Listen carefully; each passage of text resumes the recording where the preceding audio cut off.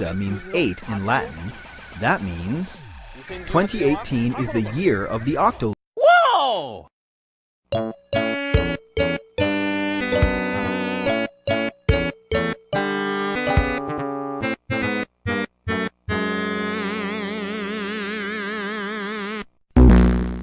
Good evening, salutations, fellow people. Welcome to the DLC podcast, the only podcast that allows you not to pay full price for. My name is Grim, of course, from the Grimokan channel, and we are doing live commentary today. But I'm not alone here tonight. This is going to be the first and hopefully not last time I'm going to be doing something like this, and you're going to understand what this is going to be soon enough. But first, let me go ahead and talk to a fellow cast and characters of mine, which is probably right now. So let's introduce our fellow people who you'll probably get to meet. First of all, let's say hello to Zeph, aka Neo. Hello, my fellow people. How are you doing today?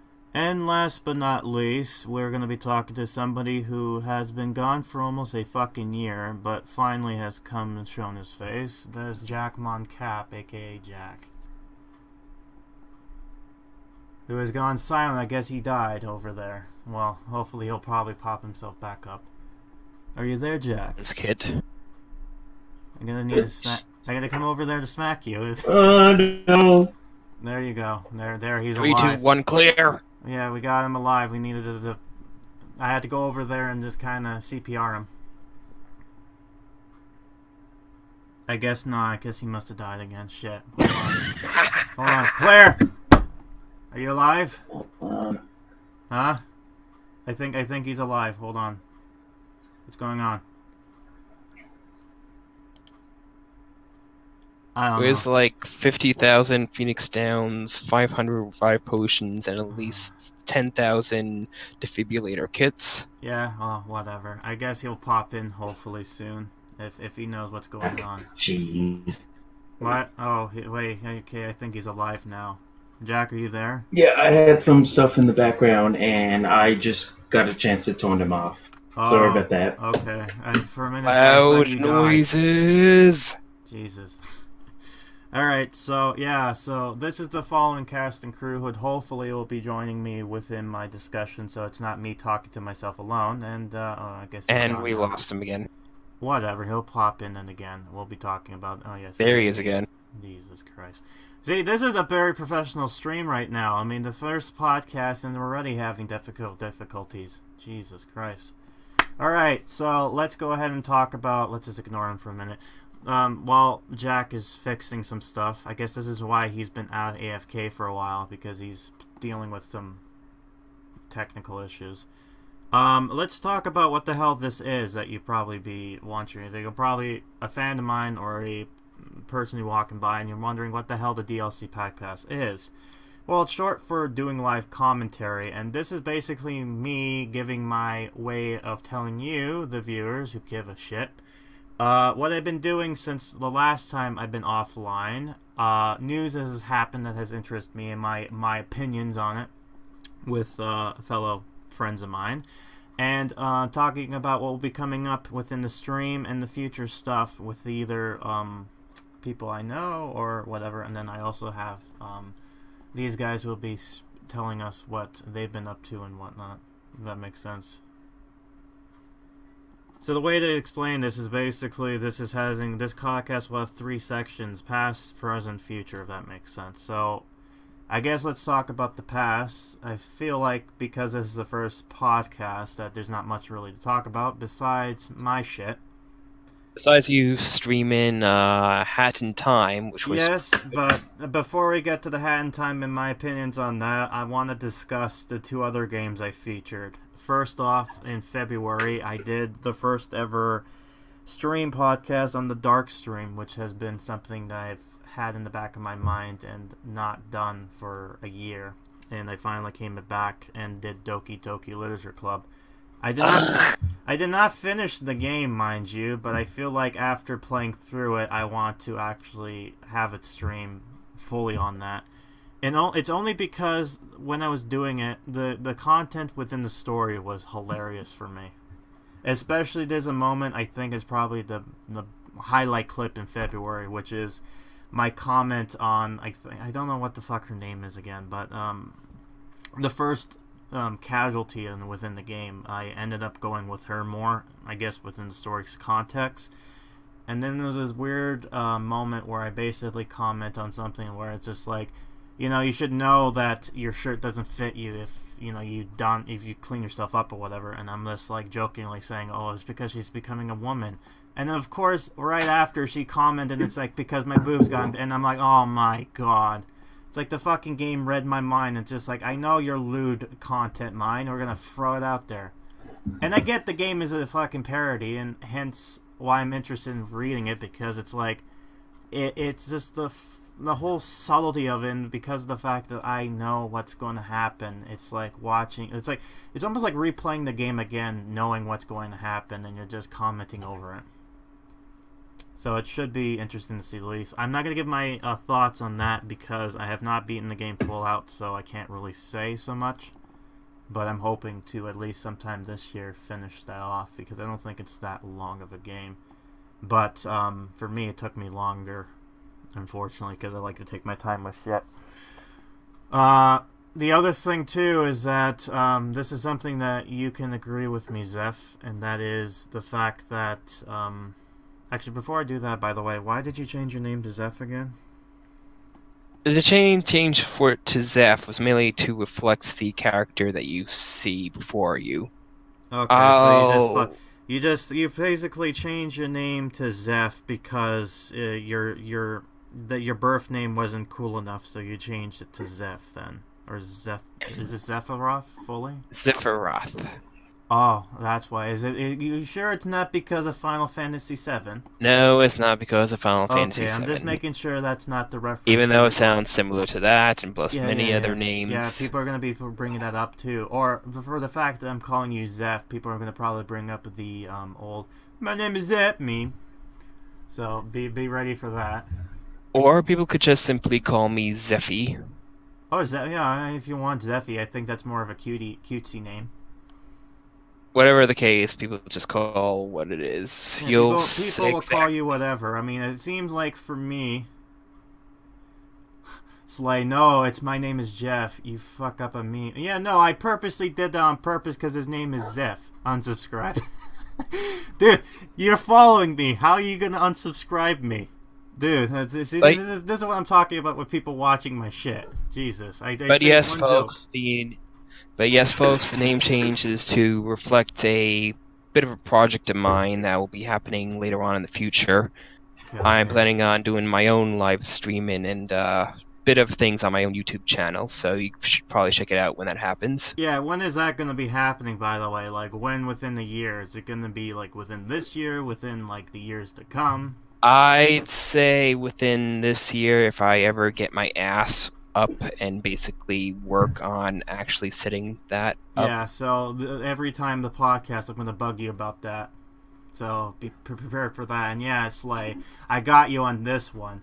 I know Jack probably got you to make you come over here. I know your shit.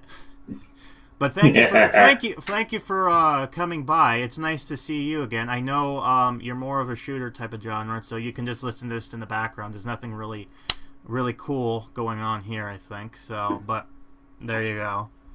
But hey, you can unfollow me if you want to. I mean, it doesn't hurt me, but I tend not to be the ones that want some people to pay. Again, this is a DLC podcast. You do not pay nothing to hear this, so you get that one. Alright, so yeah, before I got lost in track, we're about to talk about Overwatch. So, I and Zeph now, sorry, he used to be called Neo, not anymore. Hi. And Moon, and a new character came on, I think. I forgot their name again. I'm not gonna butcher it too, so, you know. But we've played or looked at what was probably the Lunar New Year. And let me just say this right now.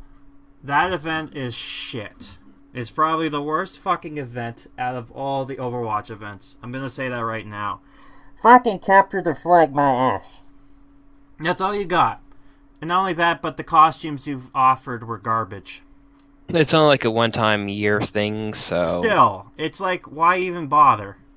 They should have done something else that was cooler, but oh no. Whatever. But they decided to add Capture the Flag because people were saying, oh, why not add something like Capture the Flag? Where's Capture the Flag? Why not Capture the Flag? And then they got Capture the Flag and they realized, oh, why? That was shit.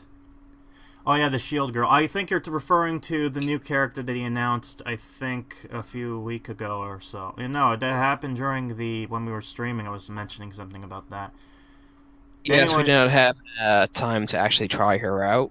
Yeah, no, I mean, from what I understand, you can only have to try her out in the test servers, which I was told not to bother with because it was garbage. It was like playing buggy. And there's like it was playing buggy shit. It was like, so it's like, nah. How many characters did they come out with? Like new? I believe this one makes 27. So this is now 27 now. There's 26 now, but once the new character comes on, it'll be 27. I don't remember the name of the host robot. I think you're talking about Marisa. Yeah, the African robot, security robot that was once a thing that was reprogrammed to do basically not bodyguard work, but like a fucking, what do you call it? Almost like an what do you call those people that stay and make sure they stop traffic and have people come crossing the roads? Crosswalk. Safety guard. Yeah, no, that's what I think her is. She's just basically an overpowered crosswalker. Well, her main function is to protect people, so that's one thing. Alexa, who is Grimokan? You Chicken Master, what the hell's wrong with you? We are not that. Oh, by the way, thank you for coming by, Chicken Master. Someone who said he didn't want to hear my voice. Action has donated. It's $1.50. Well, thank you for the offer for the $1.50. He doesn't really go to me though because I don't have anything set up right now. But thank you for the thank you for the thought. It was nice to have the $1.50. Whatever. We are not that popular just yet. We're not say, Sugar Conroy. I might set something up on the side of a PayPal, but I'm too lazy right now and busy to try to focus on how the fuck to get that going. But yeah, so yes, we did the Overwatch thing. That sucked. Yeah, it sucked so bad that I feel like I don't even want to put that up on the archive channel, which I feel bad about because this was probably the first time we had the other, not Moon, but another person coming on. But I'm hoping whatever comes up next will probably be something better to go try out again. Have like a few competitive games on mind. Yeah. I mean, the other thing too, which was interesting, is that as soon as we stopped the stream, or I stopped the stream, we got fucking good. So it's that whole streaming controversy where it's like, as soon as you start playing a game, it's like you will be shit, but as soon as you turn it off, it's like, oh, you're good now. And I found out that I apparently am better at playing as Diva than anything else, so... Sucks to be me. I'm best as the Gremlin.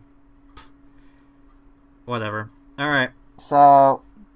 I guess let's discuss Hat in Time. As you know, this was a game I was playing for about, I believe it's 8 sessions. Stream sessions. Much to the dismay of some people. Because it was the game that never ended, apparently. But you know who you are. Shh, don't say. But anyways, okay. For the people who don't know, context-wise, first game I played that wasn't. Oh, don't say that. I'm not gonna comment on that. Actually, I don't know if the people. Like, that comment, by the way, that one that you just stated, I don't know if someone would actually be turned on by that.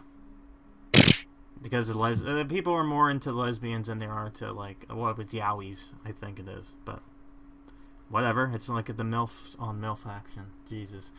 This is, I might also mention that this is a, I should put on that weird label of extreme authentication. Like, you know how some, fucking audio...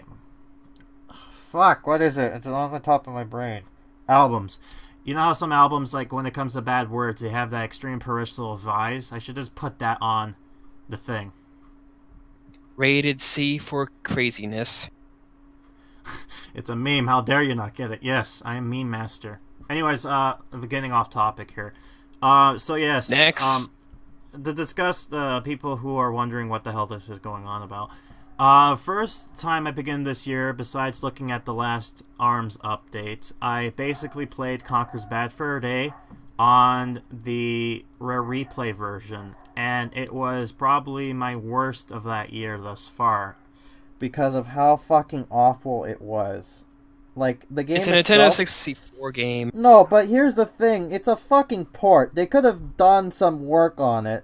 But here's the thing, they half-assed it. There are some things they bothered to put in, and others they did not. So it's like, why the fuck did they even bother? Especially since Go on. I was about to say that, especially since you have a game like Jet Force Gemini, who had an option put in there that, not to knock on Jet Force Gemini, but that game is probably lesser known than Conker is for Rare.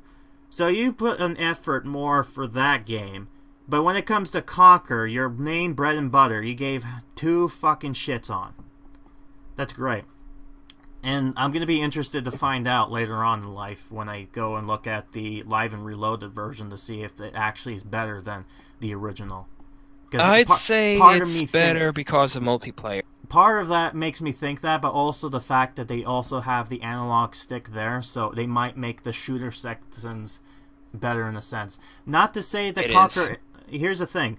Conker, as a game in general, the story is great. I like that. I love the fact of what they did. The music is awesome, and I love the humor in that game. The game itself, though, suffers terribly, because you're coming into it... It's basically like the Dusk Till Dawn effect or the Gremlins effect. You come into this game thinking you're playing something, and then immediately goes, oh wait, no, you're playing this now. And you're like, what the fuck? Especially that one of the things I commented on was the game kind of starts off with giving you some information on how to play the game, like, oh, you do this by pressing A or whatever, blah, blah, blah. And then halfway through, it's like, they don't tell you diddly shit. So it's like, oh, fuck, how do I control the bat mechanic? Oh, I can't tell you because you're going to have to find out your own. And this really pissed me off when it came to the pissing mechanics, because it was required that you had to know what the hell to put the Z button, or the LT button in this case, to push the rock monster onto the ledge, because God forsaken help you that you can't pee normally. I have a voice of a free man. Yes, I do. So, there's that. Yeah, but besides that rant, so you can see how pissed off I was with that. But some people were suggesting I should play A Hat in Time because it was a much better experience. And I'm like, you know what, fuck it, I'll do that then. So I decided to play it, and my god, I can say why people wanted me to play this game. It was quite the opposite effect. It's a very charming game. It's very... I can understand why it's like the most adorable platformer. It's like, yeah, I can see that.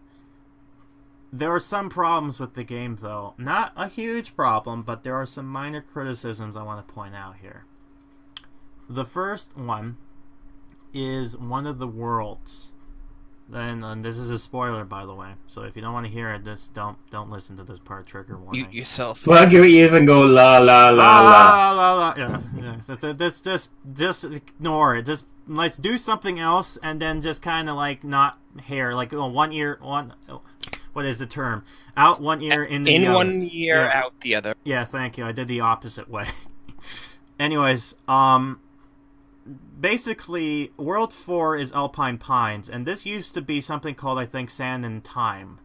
But they changed it to this one to be more of a great outdoors type of deal. And it's a beautiful world and huge, and I get the idea of it being a free-roaming world. But goddamn was it fucking boring. I'm sorry, but it is. There was nothing to talk about within that time. I literally tuned myself out for that one. Yeah, no shit. And then when it gets to the end of the boss, quote-unquote, because it wasn't really a boss per se, but it was like the final chapter part of it anyways, it gets to a point where I'm kind of doing this, going to this next part, and then I'm like, oh, I think it's going this way. And I go this way, and I'm just like... oh, wait, I've gone backwards. I'm going back. So I'm just like, man, wouldn't it be great if they actually make me know where I'm going for the next part? Like, you know, if they kind of block my path just to make sure I'm going the right way. And as soon as I was thinking about that and done that, what the fuck did they do? They had these weird spores things on the fucking the wares, and I'm like, oh great, good, glad to see they decide to put effort in this and not there. So great. And most people will probably be saying that the segment I was going for, I mean, it was one of those, it's going to be hard for them to program, but it's like, it could be easy. You could force my character just to go the one way and make it look like it's blocked on that one fork in the road, and just force me to go the other way, right? You don't have to make the player choose which way to go.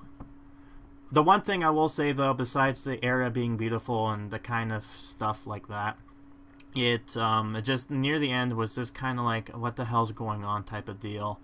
The world itself is pretty beautiful. I like the whole big overall aspect of it, and I would say, what was it too in that world? There was something else. Oh yeah, the mechanic of going to and from places reminded me so much of BioShock Infinite because of the fact that you used a hook shot to get to and from places by going through the I guess what you call them, the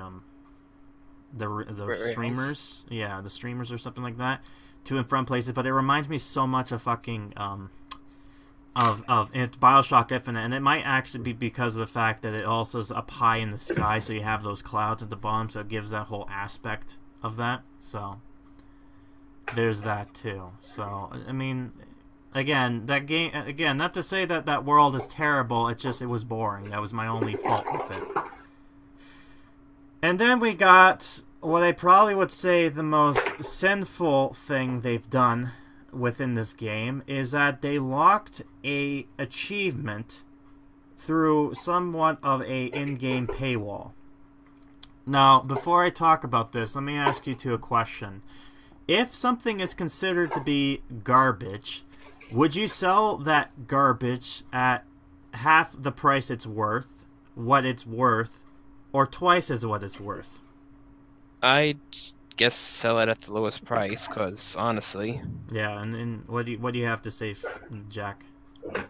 Depending, because most people don't have credit cards and they might not even touch it. No, I'm just meaning in general. If you have, what I'm saying is, if you had I something, think twice. Huh? If we're talking about games, no, I think I'm twice. not talking about game. I'm just saying, imagine you had an item and it's garbage. Would you sell that garbage item half of what it is priced, or more than what it's priced? Usually what it's at priced, I guess. So you both agree that it should be half price, right? Yes. Then why the fuck did this badge master sell you an item that is 3 times as worth the fucking price of it? And what I'm referring to is the Ikaboka Mumbling badge, which is garbage, to quote on him.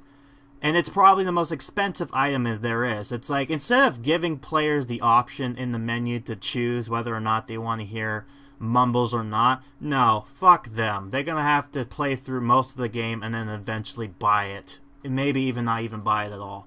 So that's great. And then they have another garbage item, which is like 500 of these gem things. So that's even more expensive. It's like, if it's garbage, why not just give them $5? Like, that would be fine. It'd be like, oh, $5, fine, whatever. But it's like, no, it's the most expensive shit. It's like, why? What a great reward, man. $180,000 for that. That's great. I've also seen people get pissed off by the fact, and I was mostly disappointed by this, that these co-op player mode has not been implemented within the game when it was released. Because the reason I got this game too was the fact that I was going to be playing with you, Zeph, because I gave you, like, and I'll be talking about this price thing later on, but, you know, that's the ins and ends of that. But some good things about the game. Most of the other levels I really enjoy. I love the story. I love the fact that the villain of this game isn't really somebody who is like an evil bitch, but it's like someone you actually feel sympathetic for. Like, it's not like she's like evil, but she's like a lawfully like good evil, if that makes sense. She's like a rebellish in a way. Yep. So it's not like whatever. She thinks she's doing the right thing, but she's not really in context. But during this whole thing, though, my favorite chapter, I would say, and I have to put a hands down, is fucking Deadbird Studios. Because goddamn JonTron was in the game. No. Really, it was because of the two characters they had, the conductor and DJ Grooves. Was really, I love those two characters. Just how weird it was. And I do appreciate you, Zeph, for making me kind of see the idea behind DJ Groove being a potential villain character if you decide to go that route. Because at first, when I was looking into it, I'm just like, why are you doing... Like, I get the idea, but it's just like, whatever. But yeah, I think the conductor will be a meme within itself within this community, so... Murder. Yes, one ain't rubber. And of course the whole peck thing. That's going to be our new curse word. Yeah, no, definitely. But there's also another thing from within that that game I wanted to show off, which is probably the only yeah, but the whole that's what the like fuck. I don't know how to do a Scottish accent, but that was like fucking spot on. But honestly, this is the other thing that was funny about that whole thing. I am incapable of speech. That fucking meme of DLC or mod thing I put on there, the I am incapable of speech, is like, fuck, man, that's funny. It's like I'm gonna just put on that all the time. Whenever I come to a character that doesn't know how to speak properly or bad voice acting, I'll just put that on. I am incapable of speech. Yeah, so whoever did that, good on you. I love that. Unironically, I might have to give permission to say, hey, can I use your voice? Also, I'm going to have to do my own voice for it, but whatever. The other thing, too, I will appreciate with the game is the fact that they allowed mod support on it. So what you end up having is that despite this game being like maybe shorter than it should be, it does have the option to have people create games for it. And for the most part, most of the games stuff they put on there is actually not garbage. Most of it is probably like memes and actually good levels and tribute to some levels, so it's not like it's 100% trash like some other games that user content, if that makes sense. Yeah, like a lot of the maps that I've seen are like tributes for, like, say, Mario. Yeah, which makes sense. I've actually really appreciate that kind of concept too, and I think I was talking about when I was playing the game of the weird conundrums when it comes to what do you call it? How odd it was that for some games they decide to go and pick on certain things, but in others they don't decide not to. Like, one of the things I've noticed is that the characters' mouths don't move unless they are like animated. So it's like, you know, like I don't think GJ Grooves, but I know the conductor does, and then also the owls do. And just the whole fact of that, and then everyone else doesn't really move their mouths or whatnot, which I'm not bothered by, but then I get bothered by hearing other people complain about other games not having it. I'm just like, fuck off with that. Like, if you're gonna complain about that, then you should also do it. Like, the way I look at it is that you can have all of it or none of it. You can't have either both ways, because then you'd be what do you call it, a contradicting dick. That's the way I look at it. Because people are going to use that against you, is the way I look at it. So, yeah, there's that. So, overall, I looked online of how much this game's cost, and currently, with my Canuck money, it's about $35, which is, I'll be honest, very kind of pricey for what the game is. I mean, yes, it has mod support and all that, but it's not like very expensive, but it's at a point where it's like you're kind of risking it, like you're pushing it kind of deal for me. Especially since when I got this game, I got it at probably $35, and it was both to access the beta, allow me to give it to a friend, and I don't know if you also have, did you also get the soundtrack with the game? Let me check, actually. Yeah, just double check for me, because I think that was also another incentive that they allow you to do. So I think I know they have 2 soundtrack DLCs right now. There's Side B, which is all the content they didn't use, but then there's the ones within the game. I think the one I got within the game I should have. That's what it says. I have it. Well, I don't know for sure because I don't have it installed right now. No, but you should probably look to see if it's like a DLC you can add on. Like you don't have to pay for it again. I'm not sure, but I don't think so. Anyways, I'm just gonna assume this. So basically, with my deal, I basically got able to access the beta, and then I also have the music, the game itself, and I was able to have it. So it was like buy one get one free kind of deal. So really, that was fine within itself. But with this, it's like kind of deal. But I don't think if you buy at that price, it's not like you're not making a good deal. I mean, it's pretty much what I would refer to as decent, I think. Like, the game is worth your time. The way I'm going to look at it is basically this. If you like this sort of game, when it comes to, what do you call it, the content of it, basically, if you're like a platform enthusiast, and you're into the whole, like, you can't have enough of your platforming, basically go for it. But if you're unsure, then maybe wait until you are comfortable with the price they're offering. So maybe wait until a DLC comes, not DLC, but the Steam Summer Sale comes in, or when they lower the price. So that might be worth your time. But for me, that's a little bit pricey. I mean, I would probably go for $30, but like 35. I mean, that's like kind of pushing it, because it's like you only have 4 main worlds and then 1 final level. And I know they have 2 DLCs coming up, so that will be a game I'll be coming back into to see what their content is, and also what the mod community has been since then.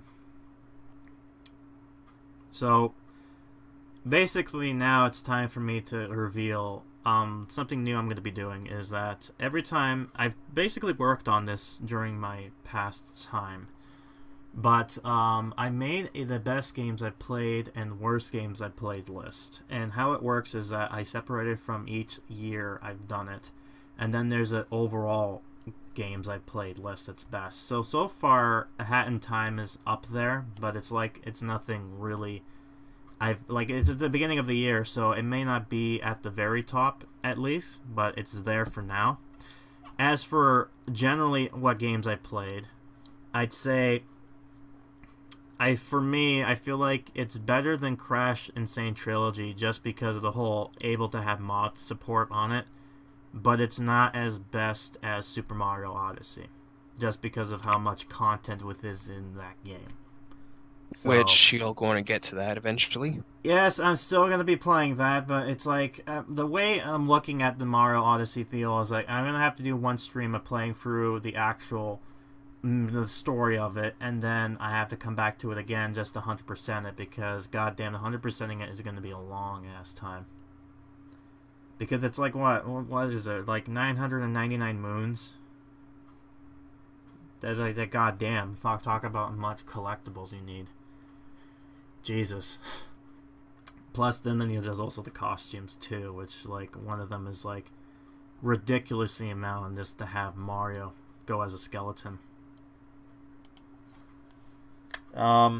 So yeah, and then they also seems like they're adding DLC to it eventually, so I won't be surprised at that. I think they've mentioned, somebody mentioned that perhaps Island Delfino might be the DLC they'll be adding, just because some things they've looked on the map and whatnot. It seemed like they originally had this plan, but they decided to remove it last minute. So that might be interesting to see. I can see that being like maybe a DLC kind of content, but we'll see what they end up doing with that one. What else? Well, so what I've been doing, I've basically been working on some highlight stuff. There's that. I've done this. What else? There's a list. I've also been just trying to get some things going and done, but I'm not sure what else I can probably suggest or say as of right now, which is stuff I've done in the past, unless you two have anything you'd like to add. I think everything just went silent there. You mean like stuff, what's going on our end, or what? If you wanted to, yeah, if you wanted to say anything that you've been up to lately, or whatever. For my half, I've been trying to save up for a new PC, because the PC I was having you with, because I have a snowball on the side I'm not really using anymore. Yeah. My computer kind of, yeah. I think. I'm sorry, I'm just interrupting you. You go ahead. Basically, I got a blue screen of death, and I've been trying to save up. I see. I think the last time I remember I saw you stream once, and I think it was just testing with Dark Souls. Was it Dark Souls or? It was. Okay, I love the fact that I'm like. Yeah. Then we'll get to that in a minute. Don't you worry. Don't you worry. We're getting to that. Don't worry. There's a lot to talk about when it comes to that. I'm not saying anything. I'm just saying. Yeah, no. And Zeph, anything for you want to add on besides, getting stuff? Let's see. Not as much. Okay. I would love to do some more co-op gaming, so that way we could keep the stream lively, so to speak. Yeah. In fact, rather than just having you simply which I don't talk think about yourself, then I mean, not to say that that's not really the whole thing. I usually comment on the games themselves. I feel like I'm what of a character to be able to do such a thing. But yeah, I do agree. We should do some gaming. I mean, the problem is there's not much when it comes to content within itself, game-wise, that we all have that we can play. I'm not sure if any of you two have a Switch at all. Nope, not yet. No, and I don't think Jack has it either at the moment. But anyways, whatever. So I think that's about it. I don't think there's anything else to talk about in the past. So let's go to the main event. Yay! We get to talk about some news topics update. Before we talk about the obvious one, the elephant in the room, the whole reason I called this fucking thing. Let's talk about other stuff besides that for a minute. So let's see what we should do. One of the things we'll be mentioning within this game, I might as well talk about this briefly. So last year, Crash Insane Trilogies happened. I think it was released sometime in June, and surprisingly for Activision, it did very well for them, profit-wise. I think it was probably one of the highest things, and it's been up there for a while when the game was released. So to them, it made, cha-ching money for them, so that was good on their part. And it is confirmed by them that they will be most likely making some sort of a new Crash game within that style eventually sometime soon. We have no idea. However, a little birdie decided to, within the gaming industry, decided to make some sort of rumor in there. But again, take this with a grain of salt. The person who is quoting this, she has been well known for doing stuff in the past, but most of her, the way she's been debating or confirming certain things, she has seemed to be right on the money. I think she was also the one who said that they were going to do a Smash this year, which has been announced, confirmed, which we'll be talking more about that later on in this video, or this podcast. But she's mentioned that they might be doing a Spyro Trilogy remake, and it might be an exclusive deal for PlayStation, again, like a one-year deal kind of thing for them. And it would make sense because this year Spyro is having its 20th anniversary, so it would be spot on if they were able to actually be able to do that. And believe it me, I think me and Zeph are in the boat of we hope this is really a thing. From what I've understand from the rumor is that if this is true, we should be hearing something from Activision within this year of the announcement or confirmation that such a thing is existing, and then we'll find more details of that within June when it comes to E3 event. But thoughts on that? Do you think this is a possibility for Activision to probably do within the short amount of time this year? I'm hoping they're not going to Ghostbuster the series. No. I mean, what they're gonna do is basically like Crash Insane Trilogy. They're gonna be basically remaking the game in HD. Oh, I so really love that. Yeah. Seeing Spyro in sweet HD definition, complete with all the cutscenes being redone and that whole cinematic flavor that you had Crash Insane Trilogy has. Yep, and all the lewd stuff that will be coming out of it, because like Crash did. I'm sorry, but it's true. Fuck God. Gotta love the internet, man. But yeah. Personally, for me, I think that might be a possibility, just because they have a year since they saw this profit mill coming out, so it's like they have the property, they could probably do it. From what we understand, Verteria's Visions will not be doing this port. They have confirmed that they're not working on such a thing. So it'd be interesting to find out what company within Activision's property might be actually working on Spyro, because for the longest time Spyro has only been featured within the Skylanders trilogies, which a lot of people would say was the death of him. I guess just because they didn't like his redesign. So what was it? Cinder probably escaped his fate, unfortunately. I think the problem with his design in that game was that he made him look so puggy.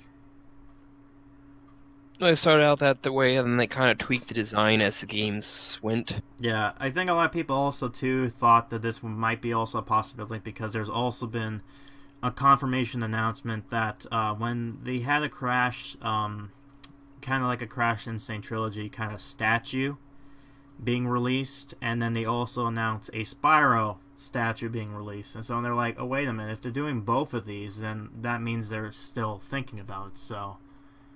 You know, I think it's both of our interest, hopefully, that this is true. But, you know, we'll see about that. We'll see.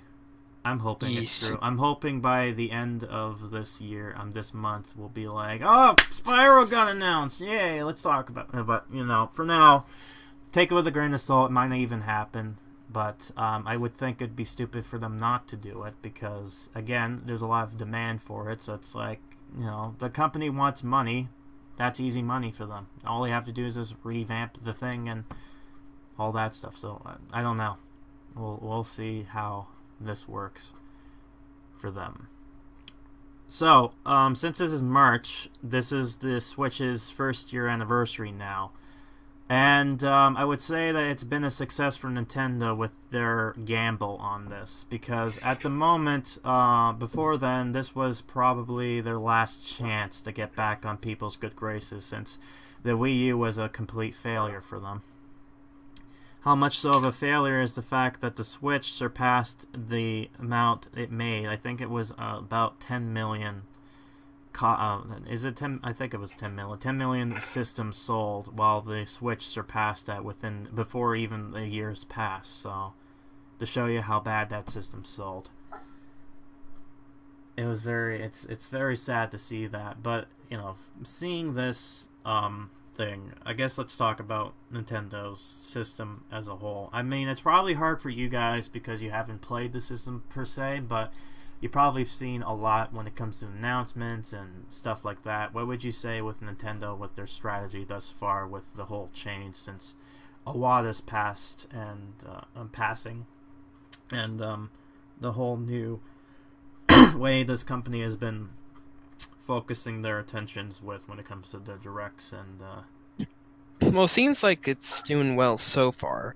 yeah. I mean, they've been offering actual DLC for things like Mario Odyssey and, as we know, the recent announcement. Yeah, and I'm going to say this right now, too. When it comes to Nintendo's DLC, I have not seen this at all when it comes to any other game. But when Nintendo says, we are announcing this DLC, you can buy a season pass of this or pre-order this pass. If you pre-order this, we'll give you some extra content right now. And it's not like anything game-breaking, but it's like, you know, a little item or something. Like, here you go. It is like a little incentive to say, thank you for pre-ordering, here you go, kind of deal. So that's one thing I kind of like with when it comes to Nintendo, when it comes to their incentives when it comes to pre-order their stuff. Not only that, the Switch itself is actually a neat concept, combining the concepts of what you have with the usual console gaming, but also making it as portable as their 3DS. Yeah, back in 2006, I was deeply invested in trying to see what this whole thing was. And a lot of rumors were coming up with the NX. It's like, oh, it's a hybrid handheld type of thing. It's like, that would be kind of weird with Nintendo. Most likely be with AMD. And then Nintendo's like, nope, here you go. This is what it is. And then people were like...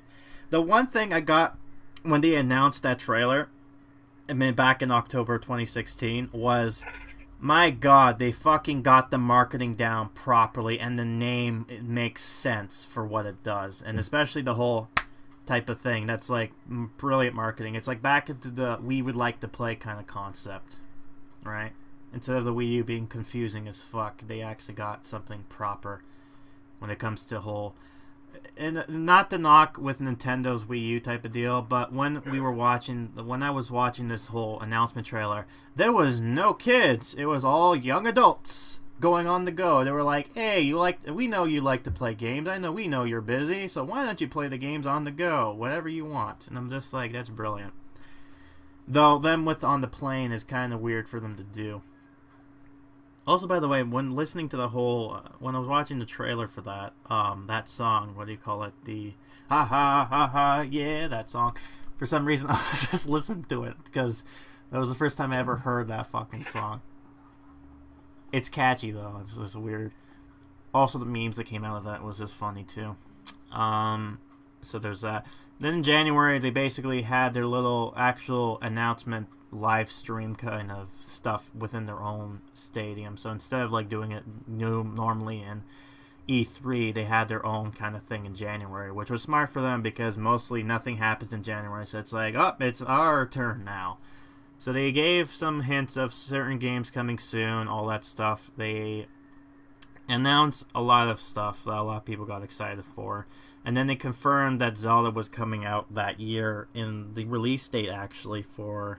what do you call it? And it was funny, too, when that happened, because it's like Reggie's just like, oh, I wonder when it was coming out. Oh, hi, Miyamoto. Do you know what year? Well, you know when this is coming out? I have no idea. Let's talk to the guy, the director. It's like, oh, hi, hey, when is it coming out? And then the trailer comes on and just like March of that year, and I'm like, everyone's like, yay! Like they were kind of worried that it wasn't coming out, but I was just like, it would be stupid for them not to, because that was the only game that was selling on.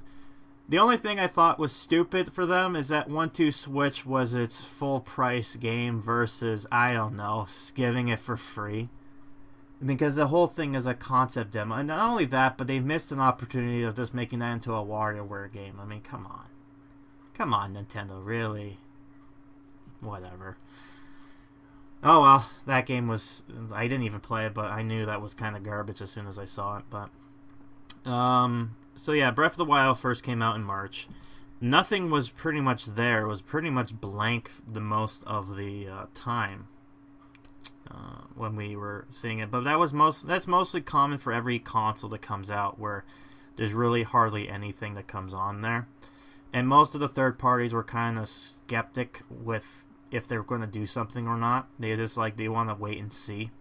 But there were some that were on board, of course. Like, you know, they had Ubisoft, because of course they are.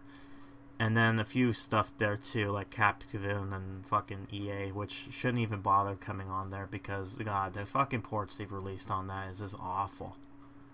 And their games are garbage, too. But, you know, we'll get to that in a little bit. So... You know, a lot of the games coming out was mostly just indie games, so a lot of indie games that coming out for the Switch was very popular, and they got mostly positive kind of enforcement plus financial gain for these small indie devs, so it's like, you know, good on them. Then, I think sometime in the summer when E3 happened is when most of the games started to come out for the system. You had ARMS, which was a decently weird game, but it was kind of cool for what it was. Not really as big as, say, Smash Brothers, but, you know, decent on them. Splatoon 2, which we'll talk later, don't worry. That came out. A lot of people's complaint was it was basically 1.5 versus 2, because the content within there seems like the same old thing, except some minor tweaks they fixed within the game's content, so it's like, okay, yay for that. Then there was a lot of other games coming out. things were getting successful. And then by the end of the year, you had Mario Odyssey that comes out, which was probably one of the most popular, high-rated of that game series there. You had, again, a lot of these companies saw this as a successful marketing ploy. And then one of the biggest things we saw was Bethesda being supportive of the system. Because, yes, we had fucking Skyrim, which was like many like, how much like, it is like re-release now, this game, since it's been 2011, I believe. They released the normal version, they released the special edition, they released the Switch version. They remastered version. It's like, Jesus Christ, dude, just come on, Bethesda, give us down. Elder Scrolls 6 already. But here's the thing, then they said, oh, Doom's coming on the Switch, and like, wait, what? Doom? Oh, fuck, that game just came out this year, or not this year, but like a year before, so it's like recently new. And then he's like, oh, Wolfenstein 2 is also coming eventually. I don't think it's out right now, but it's like, yeah. So it's like, you see that and you're like, well, now we're seeing not only old games, but we're seeing newer games coming on the system. And even now we're seeing a lot of companies are like putting in the effort of maybe even a little bit downgrading the game, but making it work for the handheld. And yes, when you're playing these ports on TV mode, it looks like garbage, but the main selling point is playing it on the go. It's like someone pointed out, it's just like, oh, I get to play this game on the go. It's almost like the SpongeBob meme at night, but it's like, it's just say on the go instead. It's like, oh, I'm playing this on the go. I'm on the toilet on the go. It's just like, you can play it anywhere and anywhere you want. So I think that was the best thing for them. I think the reason they succeeded too was the marketing, the way they were handling it, the name of it, and the way they were handling. Like, they released this in March because they knew the hardcore buyers, the Nintendo fanboys, and the people who like new tech. These were the guys who were going to buy it first, day one, regardless. So, like, all right, let's get them on the board. And then our main people, the casual audience, we'll sell it during Christmas, which is the big selling point. And by then, we have this whole library of games. So it's like, not like what happened with the fucking, what do you call it? I think it was like the 3DS when it first came out. It was like awful because there was like no games until Super Mario, I think 3D Land came out. And then it started to pick up. But it's like, not like that kind of situation. Actually, no, that wasn't the reason, too. It was because they decided to slash the price. I think it was too expensive, and then they're like, all right, well, we're going to slash the price to half, and then it got popular, right? And then they apologized to people who were first backers by saying, oh, we'll give you a Mario game on there for free. So there's that. So, yeah, any thoughts when it comes to the Switch's anniversary? Games you thought were interesting, or things you think they should have improved on, or any comments within that aspect? Let's see here. I don't pay much attention to Switch stuff, though. Like the Mario Odyssey went with this whole open worldness and trying to break down everything that the Mario games were known for. Yeah. The other thing too I've noticed when it comes to the games, mostly Zelda and Mario, it seems like they're like doing this. All right, we're going to reinvent the genre a little bit. Like, we're not going to do the same old shit we've been doing for a while. We're going to invent some new things. So I think what we're going to see now is a lot of Nintendo's IPs are going to be like, all right, we're going to take this game, but we're going to take it to a drastically new direction kind of deal. And to be fair with Zelda, it's like, it's anything new, but within a Zelda game context, it was really, really jaw-breaking. It's just like, oh, here's the open world. Like, you get to do the tutorial. It's like, oh, here's the open world. Here you go. Do whatever. And I was like, what? Oh, okay. Like, you can do whatever you want. You want to fight Ganon? Sure, go ahead. Good luck, though. Yeah, how many people try to do that in their underwear? Yeah, speed running it. I think people could probably do it if they. I'm sure someone did it. I mean, the speedrunners are like a crazy bunch. They know how to exploit certain games. Anyways, Jack, anything you wanted to add to that conversation? I'm glad where Nintendo is heading because they brought back an IP. I don't know if you were going to talk about this or not, but they're bringing back Metroid, kind of. Yeah, I mean, they did this announcement back then, and they also showed off again, it's hard because this is the first episode of sorts, so it's like we've missed some stories that happened in the past. But yeah, I mean, it's good to see Metroid Prime coming back. Also, the whole Metroid Returns, and we're like, oh, that's why you're going after the another Metroid game kind of special thing. I see, but it's like, whatever. It's whatever it is. And I'm just going to say this right now. For anyone who's making fan games, unless it's just to show as a portfolio, don't fucking release it online. You're going to get a DMCA copyright takedown. Do things like what you see, like a good example of this is Freedom Fighters, or Freedom Planet. You should just make a game, go, hold on a second, instead of using normal IP characters, let's make our own shit with it, and then you can make money off of it. Had this guy released this game not as a Metroid game, but as something else, I'm sure it would have succeeded. But, you know, that's the problem. That and another Pokemon kind of thing game that got taken down, DMCA'd. Because Nintendo's been notorious for that now. Well, it's either, hey, we'll release a game that's a Pokemon ripoff or fan-made Pokemon. You can never win. Yeah, but I'm sure if the game, what I've learned is like if the game is good, they'll buy it. It'll come. So it's like it doesn't matter regardless if it's good or not. It's like if it's good, it'll sell. That's the way I look at it. All right, so I think we're done with that segment, unless anything wants to add on to that. Okay, I'll take that as a no. All right, so I don't think there's anything I want to add on to that too. So let's talk about this next bit. All right, this next subject, I'm going to put a trigger warning, a sensitive topic, as you will. I'm not going to talk much about this. Yeah, but basically, it's something I want to discuss slightly about, but it's a little bit more in the touch. So it's like, I'm not going to put salt on the wound, but I'm going to be like lightly just kind of poking at it. So let's talk about the ESRB introducing new labels to avoid loot box controversy, and our fucking good old USA Orange president talking about how them video games is the cause. Because it's like we're back in the fucking 90s, right? Yeah, remember the 90s? We got fucking Pongs, and we got them cool hip rap, we got the N64, and then we got people blaming video games for violence because, God forsaken, it's not fucking guns, or God forbid the person is insane or nothing. No.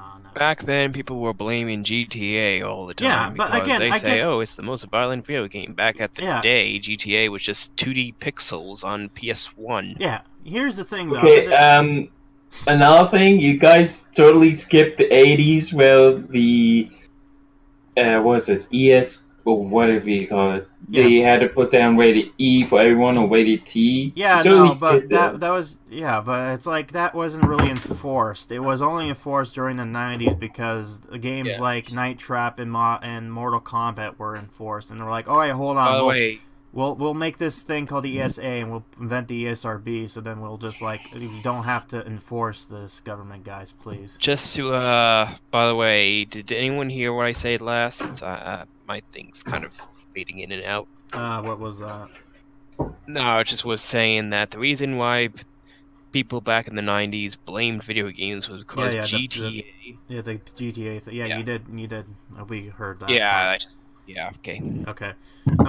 Yeah, so I'm just going to mention this real quick. If you're one of these people who think video games are linked to violence, then you must also think that movies are linked to violence, comic books are linked to violence, that pesky devil music rock and roll is meant to violence.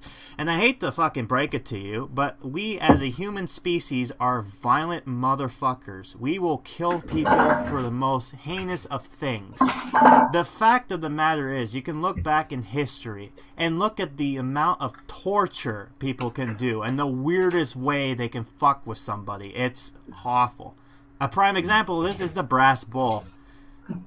that they decide to just torture a guy, cook him to death by just entertaining value, by having him be like, oh, listen, it's making the fucking bull noises, but the poor bastard inside is just cooking himself to death. But they didn't have video games and all that back in the day. I wonder why that is. I guess they must have had some video games back in the day. Oh well, I guess I must have forgot about that.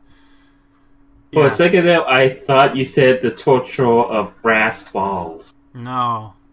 The brass bull. Oh, okay, my mistake. It's an infamous torture device that's been well known. I know what it is. It's just I thought you meant like another torture thing. Like, are you going to torture someone with the brass balls? In fact, it's. I've heard the story with this history. I'm not gonna go into depth, but it's like the guy who invented it is like, here's the thing you ordered, it will work just fine. And the guy's just like, are you sure it worked? How is it going to work? Well, first, and the guy's like, oh yeah, sure, let me show you. First, you get the guy in here. The guy closed the door and cooks the guy who made it. And to be honest, it seems like that's what they do. Every time somebody would make something to kill somebody, they end up being their first victim, which is awful. So, just in hindsight, do not make anything of torturous or a death magnet, because that most likely will be your end all. That's like the ironic. The hoverboards. The most ironic way to die is the thing you made. So it's like, I'll make this the most torturous thing ever. It's like, oh good, you're the first victim. It's like, no. But anyways, skipping on that. Yeah, I was going to briefly touch about the fact that, again, sensitive topic, but back when I was doing something in February, from what I understand, there was a shooting that happened within the school industry with 17 people dying. And this was interesting enough that the person who ended up causing this crime ended up getting caught. So this is the first time when the shooting happened without the killer ended up committing suicide. So I guess that's kind of a good thing. I guess he's going to get what's coming to him, that bastard. There's two stories, like the one in Florida and then the other guy who wanted to do it, but no one knows why he didn't want to do it, so he went to the bathroom. Yeah, again, it's not like it. Again, it's not going to be an in-depth topic about that. I'm just going to get into the story of this. So because this shooting happens, like any other shooting that happened, like this happened again back in December with the Las Vegas shooting, there was the topic of, gun control. And in the States, there's always the two sides. That either the Second Amendment's my right, I'm not going to let you take me guns away, or we need to restrict guns, we need more things of that nature, blah, blah, blah. The way I'm going to be looking at this is the fact that I don't care for either which side that it is on, but I feel like some of the rulings within the states should be more enforced, especially since I think one of the things they've talked about was I think they call it the red flag rule, which is basically anytime a secondhand seller does something like this, that they immediately take that gun away if they feel like that person is, like a threat.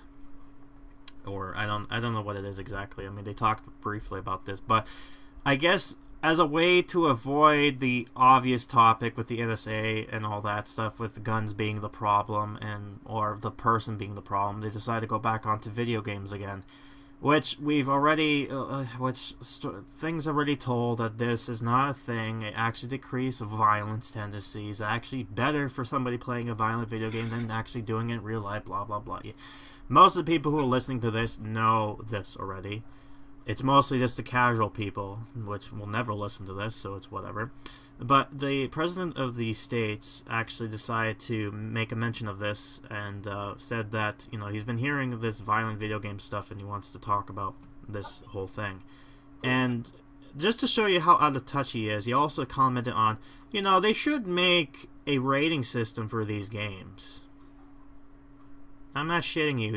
At one point he did say something along those lines, which makes sense for a guy like him. He's about 70 years old. He's been busy making an empire or whatnot, like doing businessy stuff. He hasn't time to play video games. It's only been popular maybe back in the 80s, but mostly popularized back in your 90s age. We would probably agree on, right? Yep. So yeah. Well, so by it that. may only make. only makes sense because when he's in his 50s, the games were just popping up. Yeah, so I mean, it makes sense for the guy not to know everything about the game, but it just shows you how out of touch he is about the subject. So, from what I've understood, the ESA is going to be going over to the thing to talk to the president, and this has happened before. This is not the first time this has happened.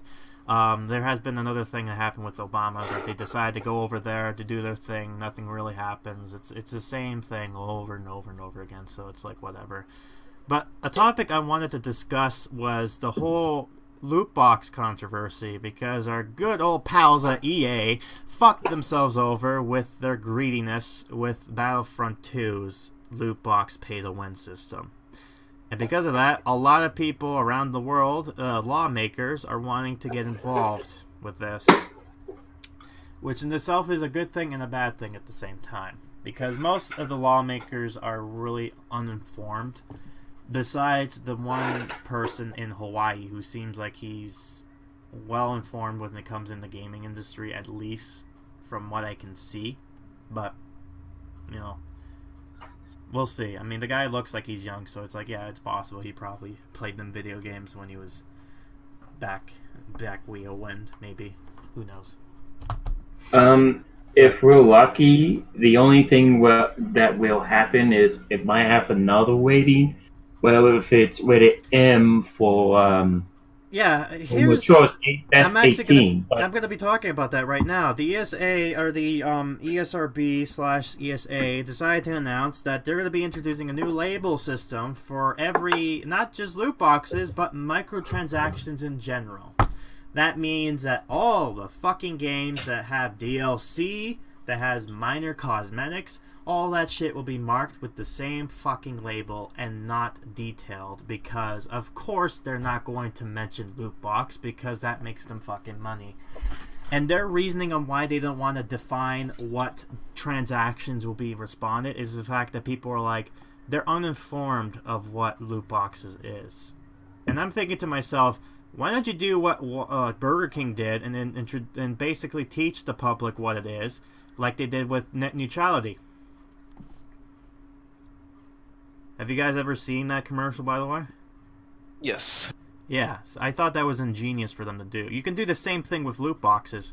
A guy comes into the store, it's like, I'm looking for this. It's like, oh, you want this? It's only like $10. It's like, oh, $10, sure, here you go. And he gives you a box. Like, here you go. And you're wondering, like, what the fuck is this? It's like, oh, it's a new thing. It's basically you buy this and you get this. And they're like, but I want the gun. It's like, oh, you might get the gun in here, but you never know. I mean, but it's like, how much is that gun? It's like, you gotta have to pay through it to this. I mean, I can give you more boxes if you decide to pay more money. Like, I can give you 50 boxes. Maybe you'll win it then. It's like, and then people will be like, well, that's fucking, like, that's gamble, you know, all that shit. And it's just like, well, that's what loot box system is. That's basically what it is. You want that cool item that we know you wanted it? Too fucking bad. Can't pay it outright. Gotta play this stupid mini game and spend all your money. So something that may have cost you like $6 to get something expensive, or it can cost you $600 just to get that one thing you want. And they're very scared by this because they know damn well they're in the wrong. Because they know damn well that this is close to gambling as it gets. And I think people are not mindful when it comes to this kind of transaction deal, because Overwatch is a prime example of this, is that people would support a game if they like it and they like the concept, and it's mostly just cosmetic anyways. It's like, it's not needed in order to progress through the game. It's only like a fun distraction. Would it be better to buy the character outright? Sure, but they gave you a way to do that by playing through the game and owning that. And you're not getting currency to buy the actual Overwatch tokens. You only earn that through their loot box thing. So it's weird way they do their system, but because they're doing it like that, you get stuff like maps, events, DLC characters coming as a free update versus having to pay a few bucks for a new character, right? Like some other games do it, but I don't know. I just feel like the worst case scenario, if people are not wary, this might hit real life too. So say if you're a big fan of Magic the Gathering or say Yu-Gi-Oh, people might just see the version like, wait, this is kind of gambling. You're buying packs of cards and yeah, I mean, their one argument of is just like, well, I mean, you're not paying for anything, like you're not like winning anything. It's like, oh, okay, so you're basically going to be like pachinko machines then. It's like you go there, you're not really getting money, but you can get prizes, but then you can take those prizes to another store and get money through that way. So it's technically not gambling. No. It's the same shit like here, and even the guy even poked fun at them and just like, you know, it's not it's not doing this, and it's just like you don't have to pay for loot boxes, and the guy's like, yeah, you don't have to go into a fucking casino either, and that shut him up. Basically, there was a video that the Hawaiian lobbyist was talking to the ESRB people, and it was fucking hilarious to see them choking on themselves because it's obvious that they've gotten themselves fucked over. So this is their sad attempt of trying to avoid the system, but I don't think it's enough. So they're going to either be forced to do like what EA did when it was just like on the day of Disney calling them up and going like, you got to take this microtransaction shit out. And they're like, fine, here. They give you a stupid shit of. And you know the company is saying bullshit when one of their statements is, we've been listening and hearing feedback. It's like, yeah, sure you did. You're only saying that to make it seem like it's like, oh, we've just gotten it now. God, sorry guys, we did not know this. And there's like PR BS. But anyways, that's just bullshit there. Hopefully some good things will come out of this whole deal and there's nothing negative. But, you know, hopefully this is not going to be the end. But all we can say now is that the loot box name is now a dirty word. It's like a bad word now. It's like the game industry is going to be avoiding it like the plague. In fact, that's going to be like the selling point now. It's just like, this game's coming out, no loot boxes. So I guess we'll move on from here. So let's talk about something to poke fun at. Fuck Konami news. So as you know, they've released the game Metal Gear Survive, which was a game that was, I think, revealed last year and memed the shit out of. I think there was a video I've watched of a streamer who, all he did was he was in his chair and he was like he was dead on the side when this trailer comes up, and he's just kind of shaking a little bit of his body every now and then to show his distastefulness of what was going on. But can you blame him? No, of course not. And I'm kind of wondering why the hell they're even bothering with this, because this game's like the game that keeps on giving. It's just how bad this game is. It's like controversy after controversy after controversy, even to the point where there was a guy within the game who basically gave a middle finger to Konami by having a secret message being displayed on there. And I'm like, wow, just applauding him, and just like, that's a good way to give the finger to the company. It's just like, it makes me wonder why even Konami bothers, right? Most people within the hardcore gaming season, or people who play games now, since 2015, that name has now gone under. Like, it used to be well known, like the Konami code and everything cool like that, but now they've come to a company that everyone despises and hates, and I think it's gotten to a point now where people just want them to fucking just blow up and die and have other people actually pay for their property and get stuff back so that they can make decent games again. Same goes for EA at times. Oh yeah, no, EA definitely. I think they're in more of a shit or precisionation because. So you know what? Hold on. I have another thing I want to talk about with EA. This thing about this, but yeah, it's fucking. The game Metal Gear Survive, there was a lot of shit that goes on, like the fact that in order to do save features, you're gonna have to pay them $10 for, and I'm just like, wow, how greedy can you really get? You have microtransactions, you have this grindy shit, and then you have this audacity to go like, oh, you want to save another file? Fuck you, buddy, $10. It's kind of like how Konami was kind of doing this whole thing where like disc lock content, or there was that one infamous game on the 3DS where it's just like you only play it once and then that's it, because it doesn't, like, it only saves progression afterward. You can't resave or can't play it again. So it's like, wow. So there's that kind of deal. So, I guess quickly talking about with EA, since you mentioned it, Metacritic has revealed their year in review kind of score type of system. Last year, I think back in 2016, they were one of the top. I think they were either the top company of that year or one of the top companies of that year, the AAA companies.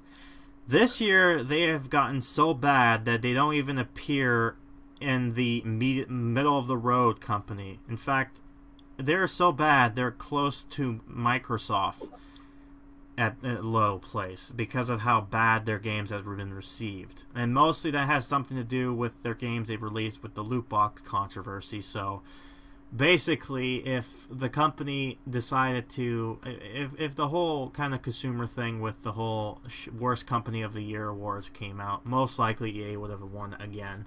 So you got the third year in a row, like the third year they get the award trophy of the golden shit. But a lot of people are just kind of happy to hear about that their score has been so poor, that they've gotten themselves to be lesser known than a AAA company. So, aha to that. Anything you want to add to that? I kind of blanked out, and I didn't know if you were talking about EA or EA. Okay. Yeah. Because there's, if you look on YouTube, there's a animation of what if EA owns Yu-Gi-Oh, which is not as bad as Konami, because Konami does own Yu-Gi-Oh. It's like you have to pay to win while you're doing, so you could be like, oh no, I don't have any strong monsters. Yeah. Pay for loot box. Ha ha ha! I got Exodia, the forbidden one. Yeah, most definitely. I think EA and Konami is definitely one of the companies people are despising of. Capcom, I think, gotten themselves out of that category for now. I think they're in good people's graces for now, but we'll see how this plays out. Ubisoft and Activision, I feel like, are on the fence where people hate some of the things they've done, but it's not like as worse as, say, EA or Konami in a sense. But they're kind of like, you know, you've done some good games, but then you also did some shitty things. So it's like, kind of look. Oh yeah, like Call of Duty Black Ops 4. Oh no, or the fact that Activision decided to blatantly put a patent of how to sell you on microtransactions purposely, like blatantly selling you on this shit. I'm just like, wow, okay, cool. So, yeah. Everyone's distasteful, mate. So anything you want to add before we move on to our last thing before we get to the main event? Nope. Nope. Besides just constantly bashing on EA. Yeah, okay, let's move on. Could you blame us? It's so much fun. Yeah, I know. You like we're the bullies and we're pointing out the witch kid. Oh, you got too much money. How are you getting it? Oh, what? Well, it's more like going the bully over the bully. But yeah, let's go for the next thing. So let's talk about one minor thing that interests me. I saw they've revealed a trailer. I'm going to talk about this. Back in the Winter Games in South Korea, they've had some announcement of certain things. Like, basically, like, you know how football gives these announcement trailers and stuff like that. So one of the trailers that came on was the fact that Illuminations is making a Grinch movie. The same Illumination company that made the infamous fucking Minions, the equivalent to the rabbits in video game culture. They're that annoying kind of type of thing. They're also going to be responsible for making the Mario movie, which will be interesting to see how the fuck they're going to do that. Well, the only thing is they're going to pander to the lowest humor. Oh, hey, fuck jokes and butt gags. Yeah, we'll see. I don't mind most of Illumination's their movies. I mean, I think the last thing I saw was like Despicable Me 3. I didn't mind it. It wasn't that bad, right? I mean, the Minions I could see, being in it, but... Well, they'll also send me a new company that is trying to do animations, and they're trying to find IPs that will... Yeah, but the other thing too is that they're actually being successful for it. Besides, like, say, Sony Animations that everyone seems to hate because they were the ones responsible for the Emoji Movie, which that garbage has passed. But I thought that was Sony. no, that is Sony. Sony Animation. It's a subsidiary to Sony. Oh, okay. Yeah. My mistake. It's okay. So yeah, Illuminations, they seem like after Despicable Me came out, I think they've gotten themselves popular, much like how Blue Skies, I think, after Ice Age became a thing, became popular themselves. I think they did Ice Age, or was it something else?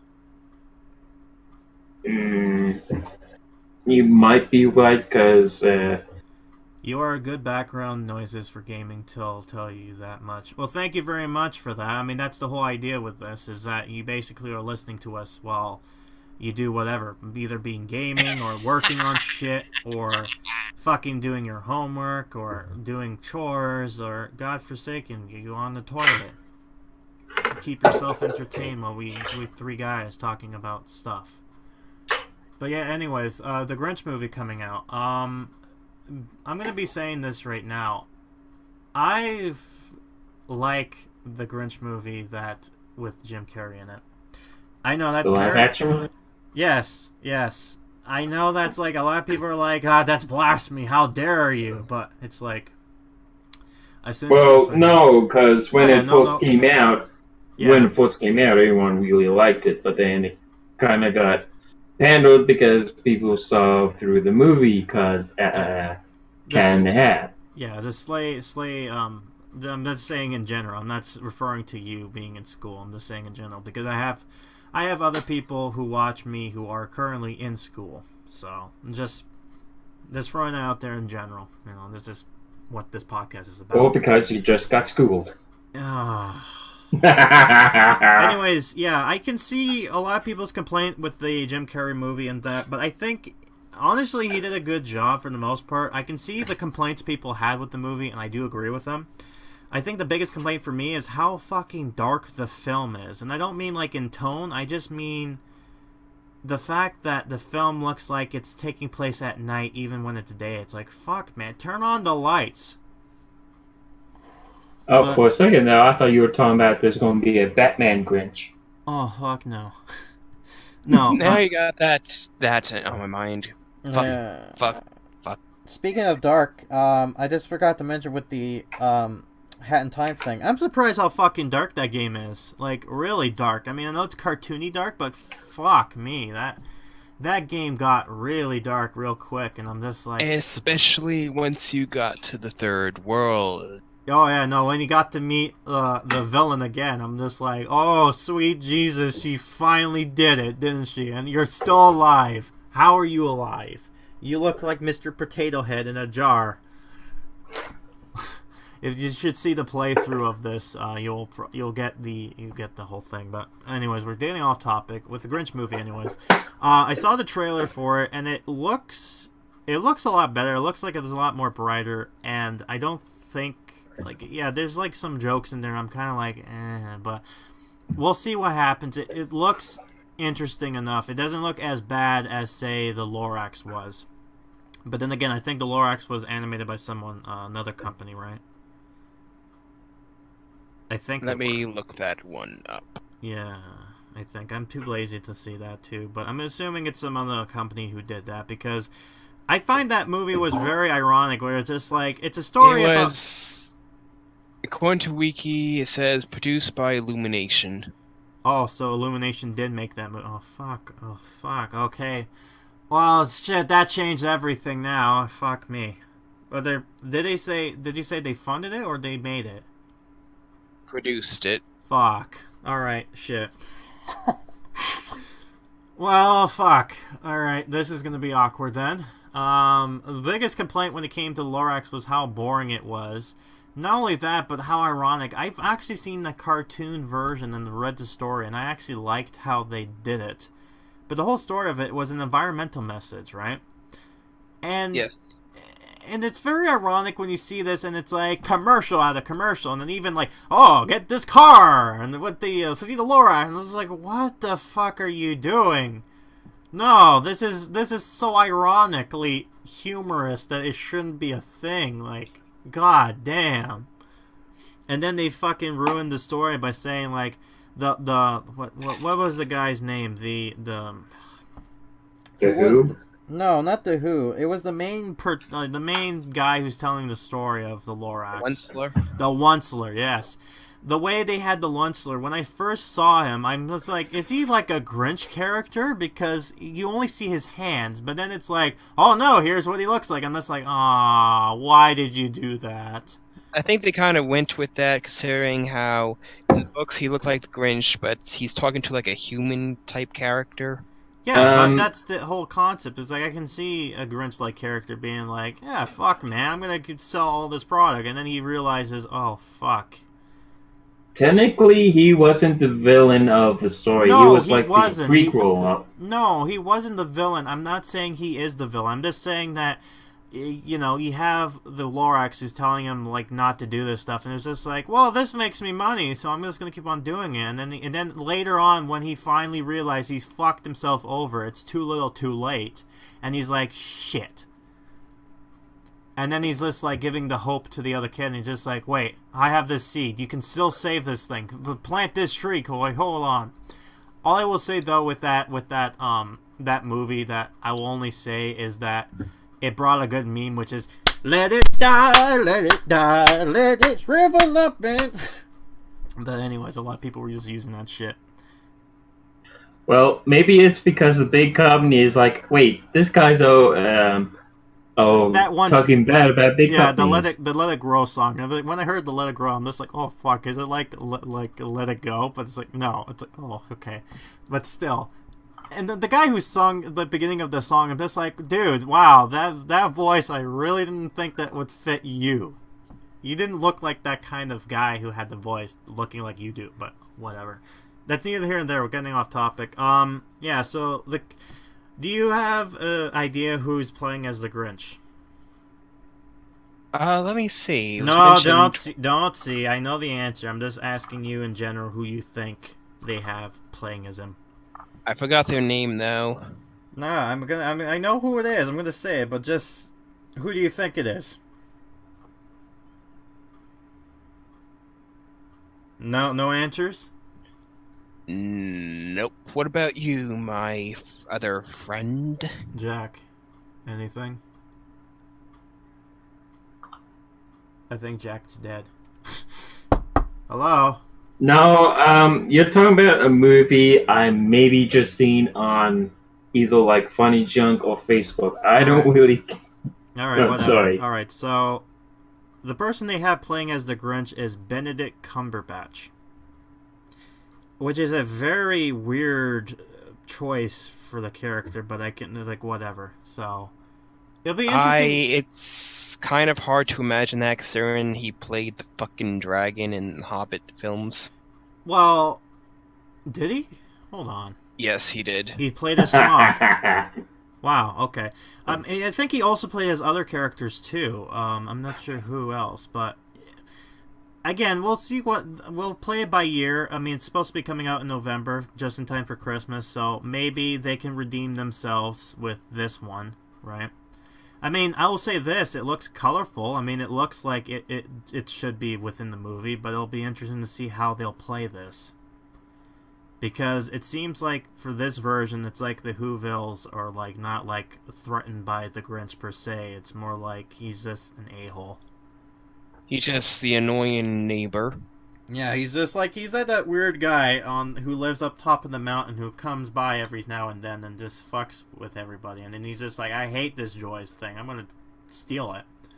So we'll see if they can redeem themselves. I might be interested to see this movie if so long as they don't pull their Illumination kind of low-brow humor kind of deal.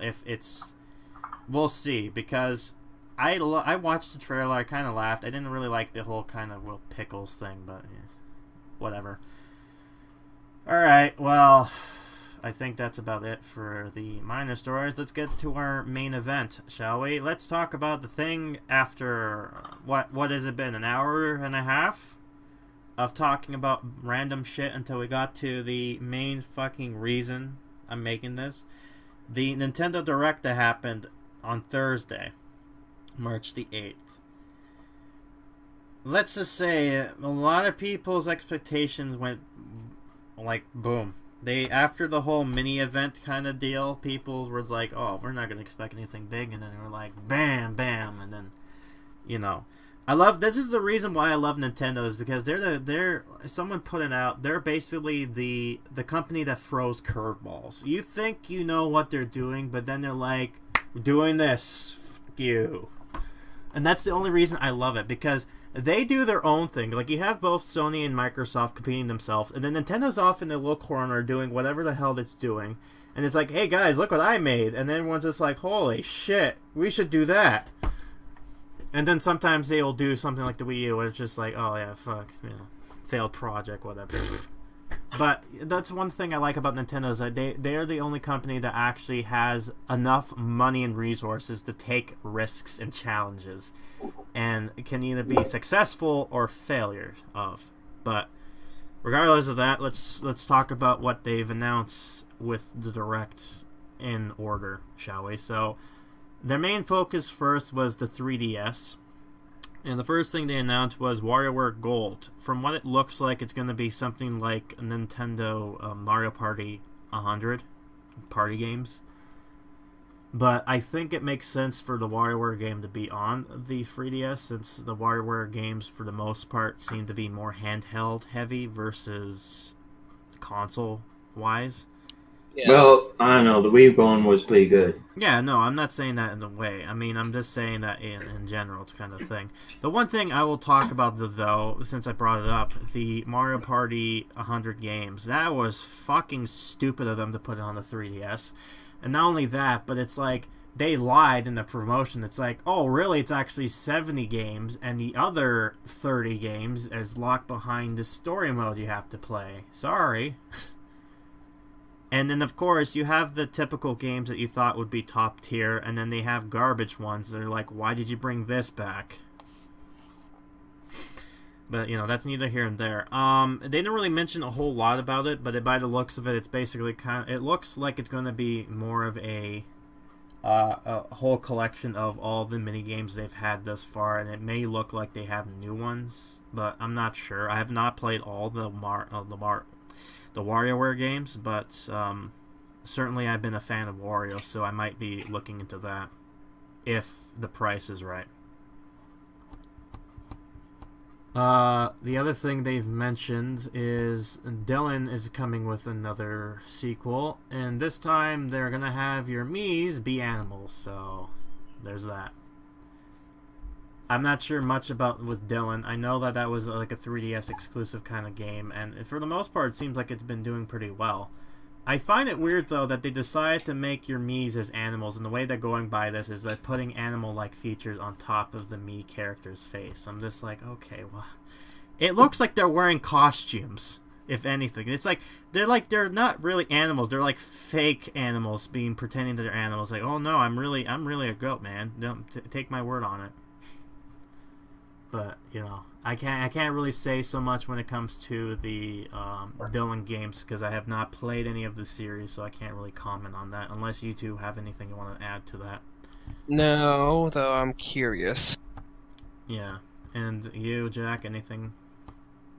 I want to say something, but if I do, you might scream at me, so I'm going to stay quiet. Why? What are you going to say?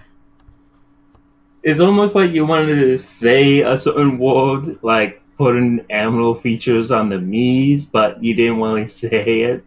What? Like, you mean them being furries? Yes.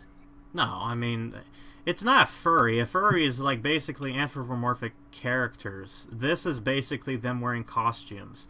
And it's not like full-blown fake animal costumes like you've seen other fursuits connoisseurs doing. It's more like a party animal kind of costume. Like when you have a dog, you just have the dog muzzle and then the ears. You know, it's not like full-blown characterless thing, but whatever.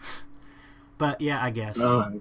it looks interesting. I can't say much. It's basically like, I guess it's a Dylan game, except now you have your Mii's. It's basically like Sonic Forces, where it's like now your character can be part of the story. Yay! Or maybe they're just going for the Animal Crossing fans. No, they're not. No, they're not. That okay. is not Animal Crossing. Animal Crossing is a whole different game. I have yet. No, I'm talking about the characters. Like, say, oh hey, no, we're selling a bunch of these cards. You could unlock these characters. Nah, I mean it's hardcore. It looks like it's more hardcore kind of thing. But honestly, I feel like, I feel like with Animal Crossing though, I still want to hear something being confirmed that they're making such a thing, because I'm still kinda. I need my Animal Crossing fix, man. I need to go back. But there is the phone. Where's the cute villagers? I don't want to do meaningless tasks every day. The one thing I will say, which is funny about the Animal Crossing game, though, is like every time this always fucking happens every time. I go to an animal, a villager, and he's just like, or they're like, "Hey, can you give so and so this for me, or ask him for me? I really appreciate it, thanks." And then the motherfucker is right beside you, and it's just like, why don't you ask him yourself? He's right there. It's not like he's out in the fucking distance. No, he's just right there. So I'm like, okay, here, buddy. I have to be like middle person telephone with you. The user cannot know what we do. But it's like you can't be mad at them because they're like so like Nintendo knew they want to make them look adorable, so it's like I can't stay mad at you. It's like a puppy, right? It's like you look at it and just like it did something bad and it's just like fuck, I can't be mad at it.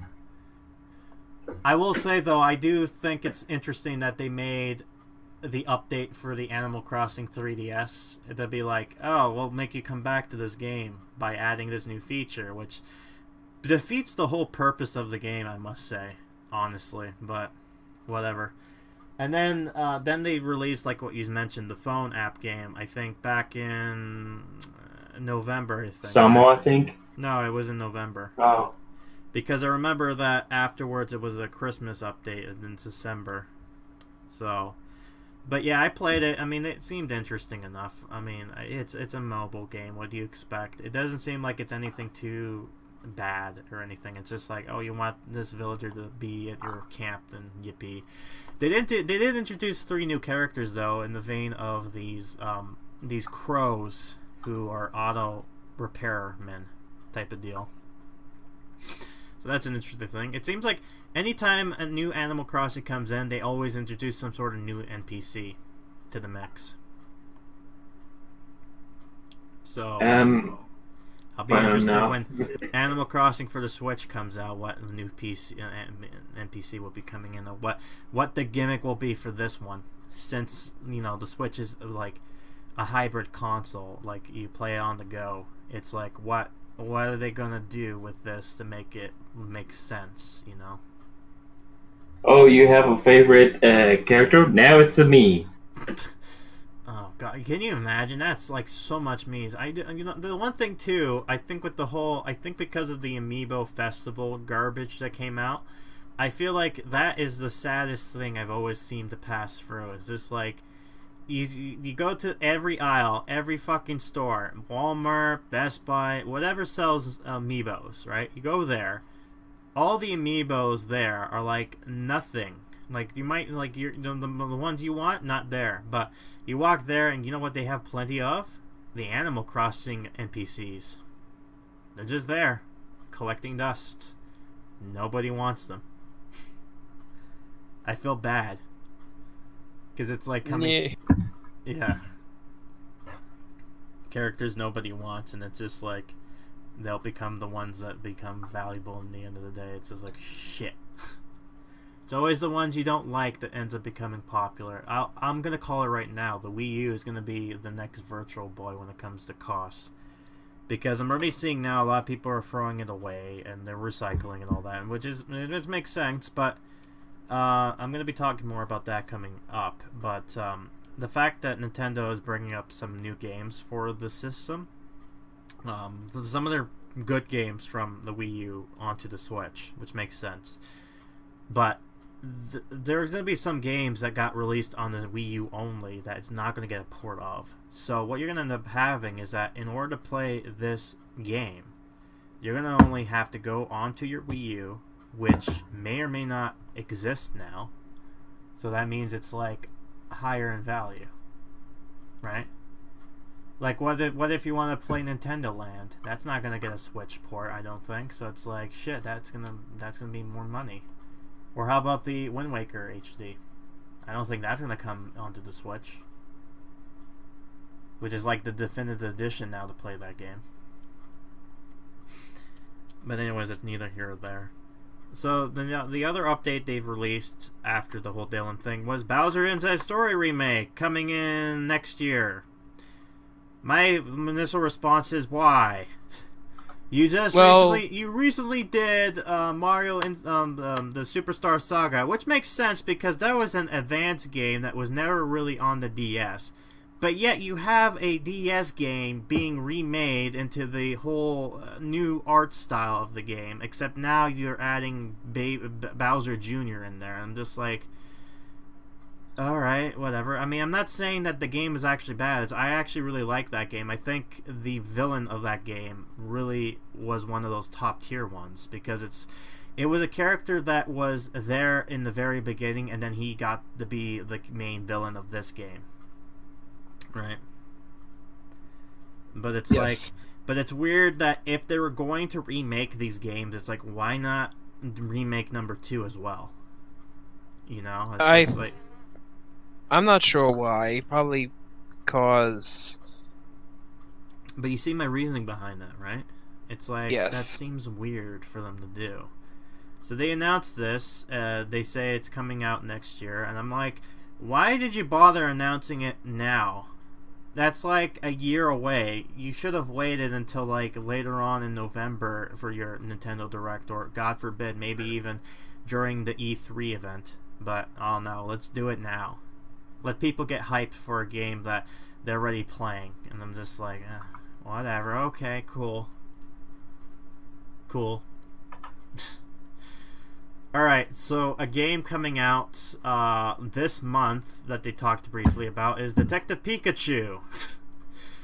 That's going to be a fun one. I'm actually pre-ordered that game, and I'm going to say this now. This might be the first 3D game I might be streaming on the show through the weird method I've kind of come up with. So the audio is going to be good. The video, on the other hand, might be kind of alright. It's not going to be like live captured, but it's going to be camera pointing at the screen.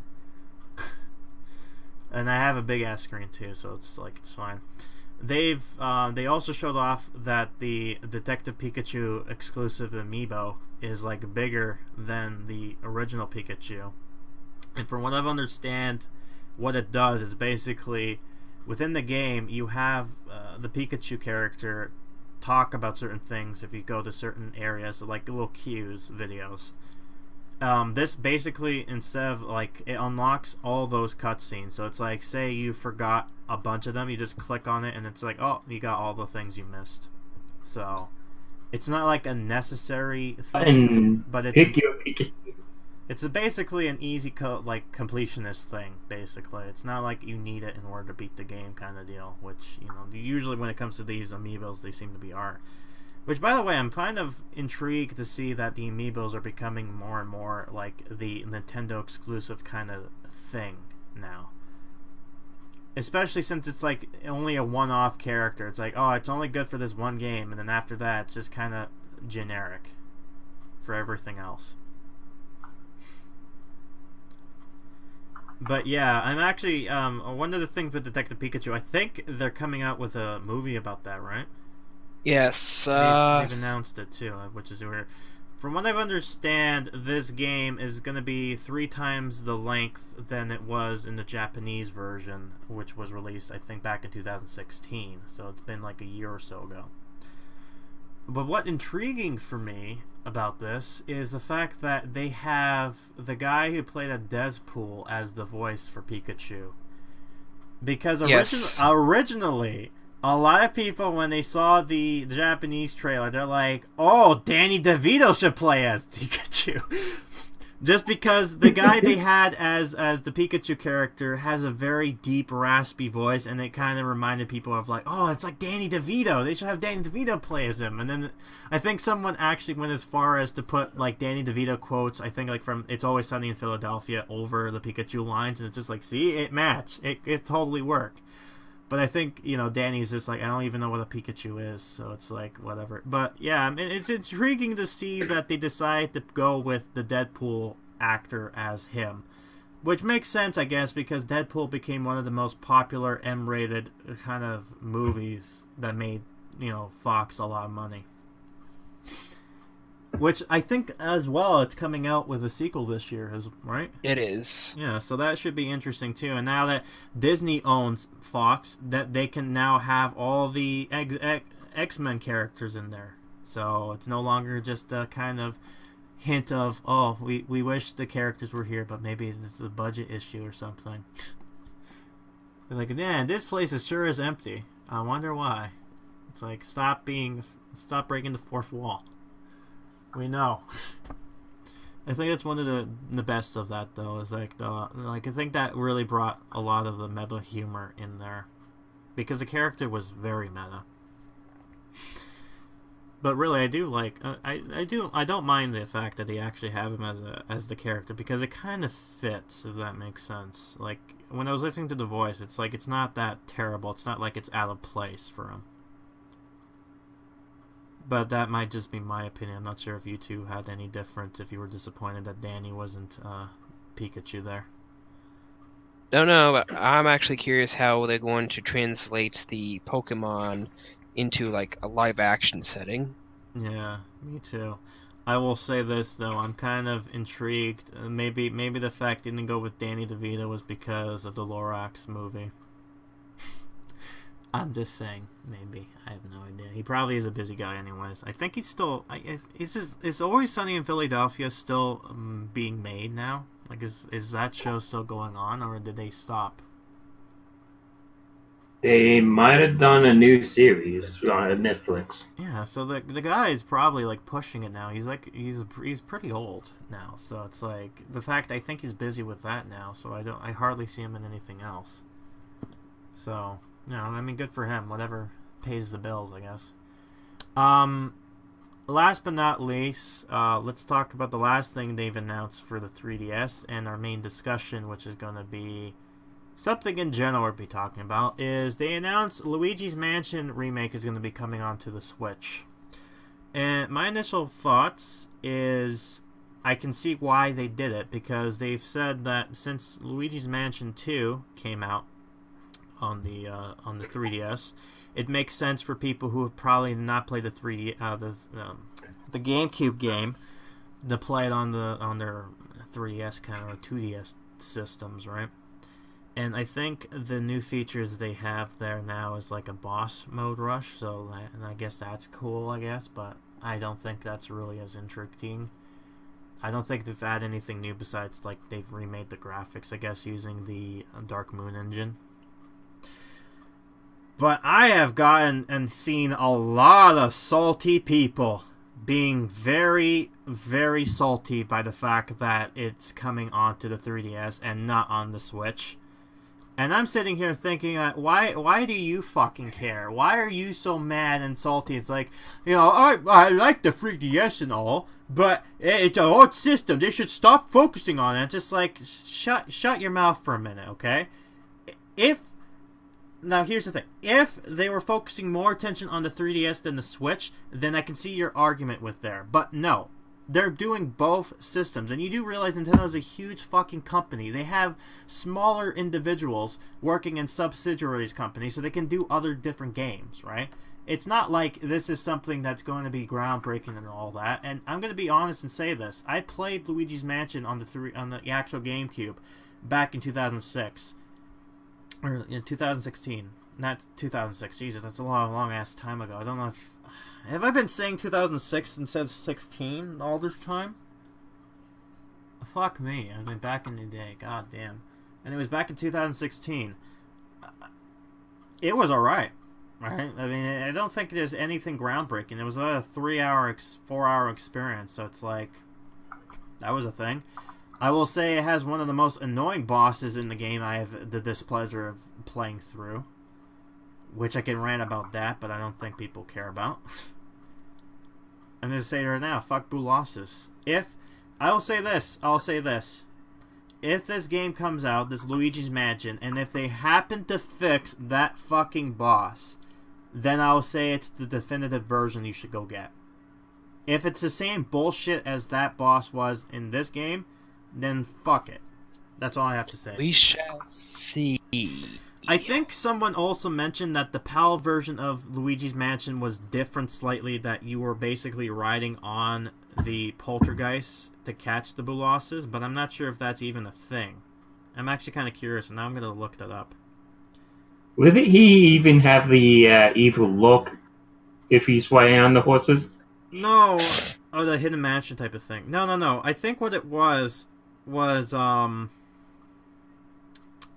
That's a joke, I think. Yeah, no, I think what it was the creepy face you're talking about was a beta game over screen they had, which was like really like, wow, like really really grim looking face. But at the same time, I think the animations and whatnot were weird as well during the beta phase, but then they kind of changed and definitive and changed it so that it's a little bit more better. Stuff getting kids nightmares, right? So, you know. I was talking about the stale from the cop games. Oh. I have no idea. Oh, you're talking about the see me The rolling. death stale. Yeah, the death stare. No, Luigi's a scaredy cat in this one, so we're like, I don't think he will give the stare. Unless it's just like, oh, Luigi, you're gonna have to do it again, and then he's just looking at Professor Egad with the stare. It's just like, what the fuck did you just say? But no. So the main topic is basically a lot of people were pissed off about the fact that this game is coming out on the 3DS and not on the Switch, and I'm honestly not bothered by this. The Switch is... not the Switch. The 3DS is 7 years old, and yet people are saying that it should let it die. Here's the thing, though. It's making them money. It's not like sales of the game has stopped. If anything, it's still growing. So why the hell would they stop making games for it?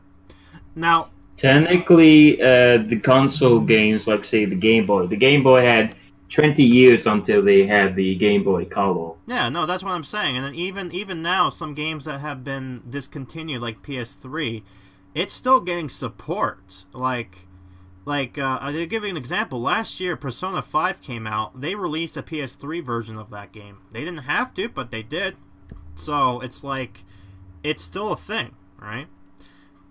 Mind you, I can see where people are coming from this, but at the same time, I don't see why people are getting pissed off by the fact that a system that is still, like, relatively newish, getting so much hate for. Because it's like the games that they've announced are nothing groundbreaking or anything to basically go by. From what I've understand, from what I looked at, it seems like it's more of a casual kind of type of demographic. So it's like more of a not too serious type of gaming, kind of like, oh, there's this thing laid back kind of deal. Here's some mini games. Here's a little thing, you know, that will probably take you a few hours to beat, but you know, whatever. It's there. But you know.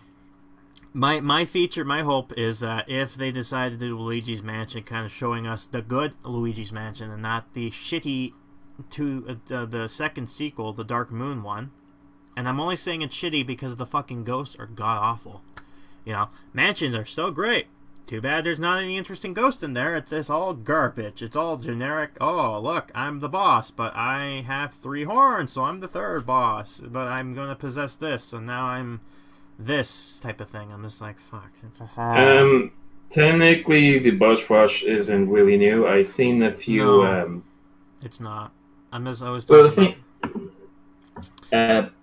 The one thing I will say though that I liked about Dark Moon 2, or the Luigi's Mansion 2 Dark Moon, is like 2 things. First, the mansions that you go to. There's different mansions, so it's like it's unique to kind of go there and find the puzzles and kind of do stuff like that. And the other one is, I'm not sure which level this was, but there was a mission where you had to go into like this underground ice mansion of sorts. And for some strange reason, and these creatures are... Oh, sorry. God. Fuck, what was that? These weird creatures, they had there. It's like these weird fur balls. They're only there to kind of annoy you by being in the way, but they're like adorable little Furbies with no eyeballs and just fluff. Like, that's all they do, is that they're just kind of there. It's like, what the fuck are they? Why are they only in this area? And then that's it, right? It's like, okay, cool. But it's like, it's a weird thing, but it's like, it's something that kind of not poked fun, but it's like something that just kind of stood out, I would say. So any discussions when it comes to the 3DS stuff, though? Like, are you on my side? Do you think I'm wrong? Do you think the... Well, no, that's the thing. I actually have a 3DS. Yeah. Got it from Ontario, and been playing it. Would have got more games. The only newest game I got was Minecraft. Yeah. Man, that was a bad comment. I don't have a 3DS, so no comment. Okay, well, there you go. I guess we're probably on the same boat. We're gonna put you on the same boat then. If 2 on 1, then you'll be on 3 versus 0. All right, so that's my comment on that. So let's get on to the good parts. Jesus, it's like 2 hours now. It's like, God damn it, Grim, you've got this fucking title there. You're teasing us. Get to the fucking point. All right. Splatoon. Hold on. There's shit before Splatoon. We gotta talk quickly. Fuck me. Alright. They briefly talked about Kirby Star Allies getting new partners. I don't know if this is free DLC or if this is going to be paid DLC. But basically, from what the gist of it is that they're introducing partners back from the games of number 2, number 3, the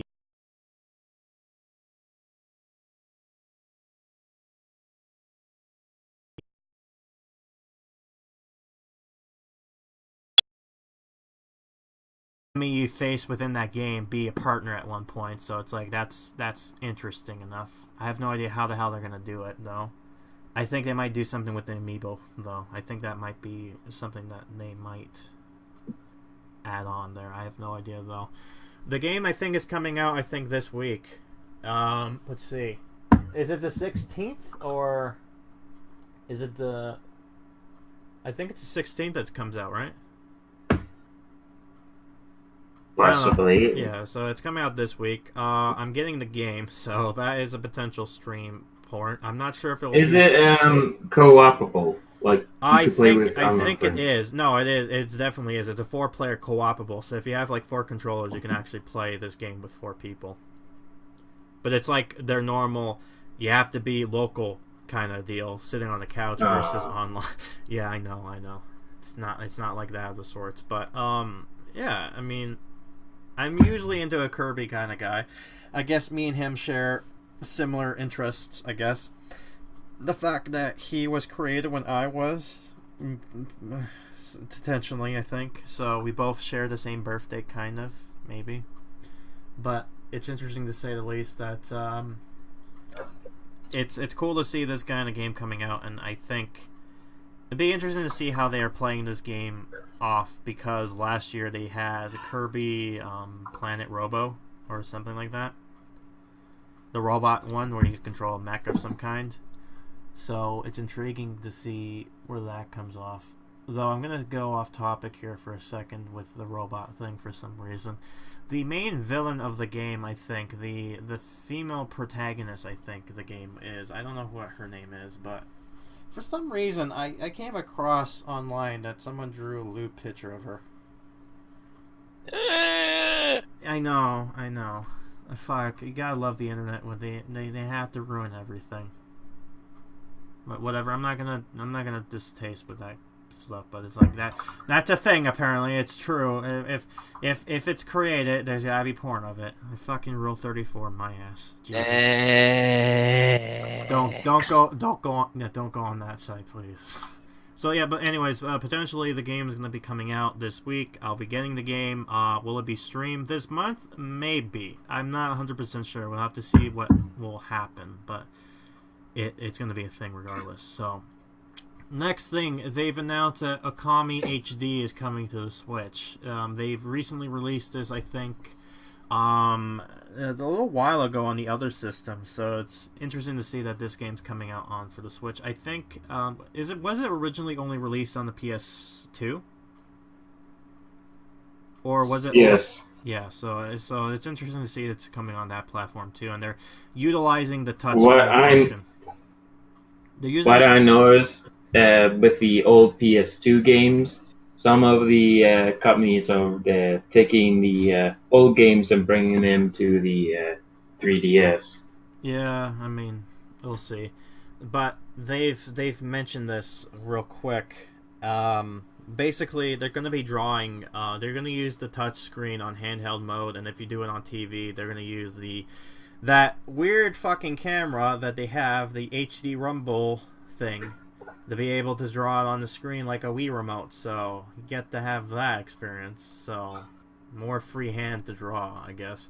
I've not played the game series. I know there's 2 games. One of them, the sequel on the DS, I think. And I think Moon's a fan of the game series, maybe, right? Yes, Moon played the game before. That's a big thing of that. Yeah, I can see the game. I love the art style they're going with there. It kind of has that comic aesthetic before it became a meme, or it became... It's basically like a paintbrush. Yeah, kind of deal. And it was interesting too how they're playing the game off.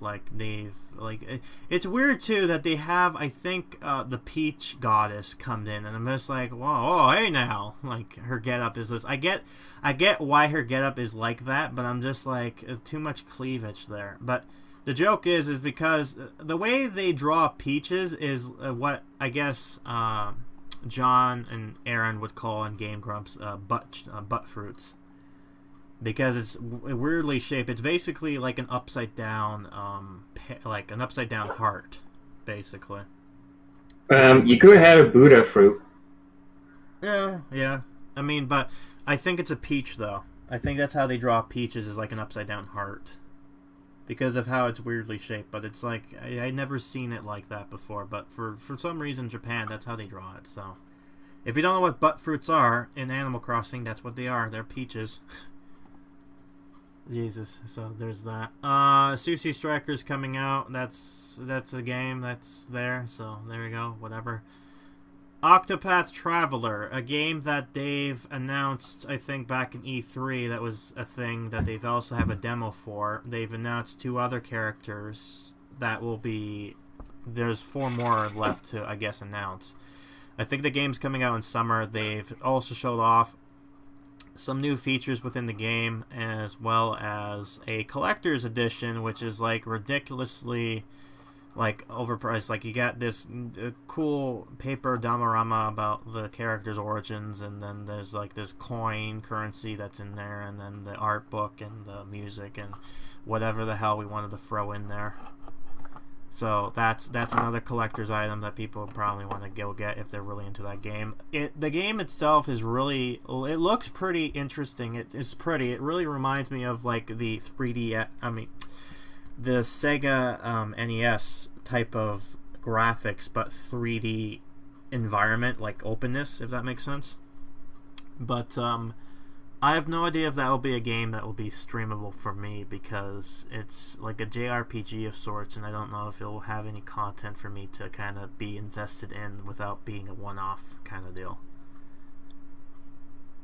Any comments on that? Oh no, you're playing RPGs that is... ish.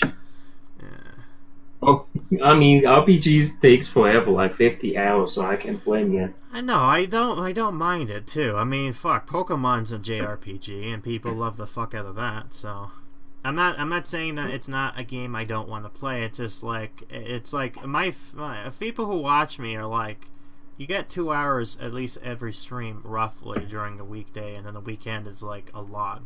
So people are like, God damn, how long are you going to play this game for? So it's like, I feel like I have to do like at least 10 sessions in before I'm like, alright, I have to move on to the next game and come back eventually to it, because, you know, people need that new thing. You got to keep on moving, right? But for me, because I'm working, How about it's like action part-time. RPGs? Part-time, yeah.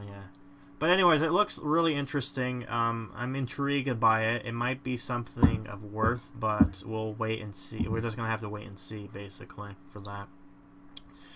Then they finally mention what the fuck Travis Strikes Again No More Hero game is going to be about. By the looks of it, it looks like they're going to be taking inspiration from the Let It Die game that came out on the PS4. Because the art style and whatnot kind of looks similar to that. So, if you don't know what the hell No More Hero is, it was a game that was released exclusively to the Wii, and it was one of those highly, like, if you get a Wii, you gotta play this fucking game, because it's probably one of Pseudo51's most known well games. This guy is probably infamous or famous for being a guy who was weird-ass Japanese kind of like stories in there. You might know him from games like, what is it? Shadow, there's a bunch. There's No More Heroes. There's also Lollipop Chainsaw he was responsible for. Let It Die, which just was released, which is like a free-to-play / grind type of game. It's kind of like Dark Souls, so to speak. Dark Souls, except you gotta pay microtransactions on top of it. It's like you don't have to revive again, but you're gonna have to start all over again if you don't, and you have to climb up the tower, and I'm just like, fuck. But I will say, though, with that game, I watched the ending of it, and I'm just like, that's fucking... The one thing I love about Pseudo51 and his company is that the story he makes is... The humor is fucking hilarious, because it, like, takes... It takes this concept of what you expect, and then it's just like, nah, man, it's not what you think it is. Like, I'll give you slight spoilers if you never played No More Heroes as a game. So, the idea of this main game is basically there are contract workers who are assassins, and there's this guy, basically Travis, who is a weeb, like he's really loving the anime culture. And his whole thing is like a gaming kind of thing. Like the sword and everything is like kind of gaming aesthetics kind of deal. But what's interesting about the it... new Lucky Charms commercial. Have you seen that? No. That's very weebish. Like they did a rap and then at the end he has like that anime tear over his head. Oh, that's fuck me. Yeah, I can see why you brought that up now. But, anyways, for No More Heroes, the whole story is basically there's these, like, top 10, like, killers, or contract assassins, and basically this guy's like, fuck these guys, I'm just gonna kill them all. So he basically goes from bottom up and just annihilates all these guys until he gets to the top part. And then it's like, he goes over there, and he's, like, facing this guy who's, like, supposed to be this dude's father, kind of pulling a Darth Vader of kind of approach. But at one point, the guy's just like, wait a minute, that makes no sense. I mean, you died. And then out of nowhere, the fucker gets stabbed, and then he dies, and then it's revealed that he was actually going to do this because he wants to kill his stepsister, who ended up killing his parents when he was younger because his father... They joked about this because it's just like, alright, I'm not going to give you the boring bits, but I'm going to give you the short of it. And then they rewind this whole thing while she's talking over it. And then it's just like the expression in his face. It's like, it just takes itself less seriously, basically. It just adds the humor to it. It's like ridiculous but funny at the same time. So it's like that weird kind of Japanese like humor kind of deal. So, you know, I love the guy's games, but it's very, very weird, which is why a lot of people might not like his type of games, because they're very odd. They're like weirdly controlled. Like, I'll give you an example. Lollipop Chainsaw. It was played like an arcade game, which a lot of people are like, and then when I mean by arcade game, I mean like you put in money and then you go to like next level kind of deal, that kind of arcade style. That's what type of that game is. So, and then there's just weird controls and whatnot. I think Killer is Dead is another game he made. Anyways, basically, the Travis Strikes Again game that they've advertised trailer of. From what the concept is that he gets captured within his weird game console. This is why I'm kind of saying this kind of reminds me so much of the Let It Die game, because this is similar story-ish there. But he gets trapped inside this video game. There's 6 games in there, and his whole thing is that he's going to these games, defeating this whole concept thing, and then he has to kill these 6 bosses that run these games, I guess, is what they're telling the story of. And then, if you want, there's multiplayer where you're going to play as the other guy who we saw in the teaser trailer, who I guess was trying to kill Travis, but got captured in the game as well, I guess. I have no idea. But I think this is one of those, he's throwing it out there to see if it does well for No More Heroes 3, which most people want. Let's be honest, a lot of people want that because they liked both the first and second one. I guess because of the weird emotion controls and whatnot, but whatever. It's one of those. It's very, very interesting of a game concept, and that game as a whole, I'm not sure if it's gonna be a only like online kind of game, like you only buying it through the Nintendo eShop, or is it gonna be like actual released physically kind of deal? I think it might be more of an like online release due to what the game concept is, but we'll see. So that might be a future stream, maybe, depending on how much it's going to cost and if it's worth it. And if it's not boring, basically. Like, if the game's just, like, weirdly out there, it's like, oh, fuck, I can't do this. So there's that. Alright, Jack, here's what you wanted to talk about. They've mentioned a little bit different of Dark Souls HD. They kind of, if you don't know, Dark Souls HD kind of basically revealed this before Nintendo did, but they basically released a trailer saying that Dark Souls HD is coming out for the PlayStation 4, Xbox One, and Nintendo Switch. And people are like, what the fuck? Really? That game's coming to the Switch? And they're like, oh shit, this is where Nintendo's getting their shit together. And nothing really new besides they have a fucking exclusive fucking amiibo coming out. Which, praise the sun. All it is you praise the sun emoji no matter where you go. And I'm like, fuck, really? You know what this is? It's gonna be the Shovel Knight scenario or fucking Riku all over again. It's like that one character that is only available one time, and then everyone's gonna fucking buy it off and be scumbags about it by selling, like, I have like 400 copies of these amiibos I'm gonna be selling at high price at eBay. Those kind of fuckers. Hey, that's the thing with Breath of the Wild. How many amiibos did you get? And they're still coming out with new amiibos for the DLC. Yeah, but that's the thing with Nintendo. They like to do this type of shit where they're like exclusive, like one type of deal, kind of deal, and then that's it. And there's a bye-bye, kind of like, no more. What we all know is Nintendo is just like Transformers. You gotta have a gimmick. I guess. You gotta always have a gimmick, I guess. Alright. The new gold coins are now available to use in the store. So they've mentioned this briefly, but basically, for a while now, you can earn coins within this game system.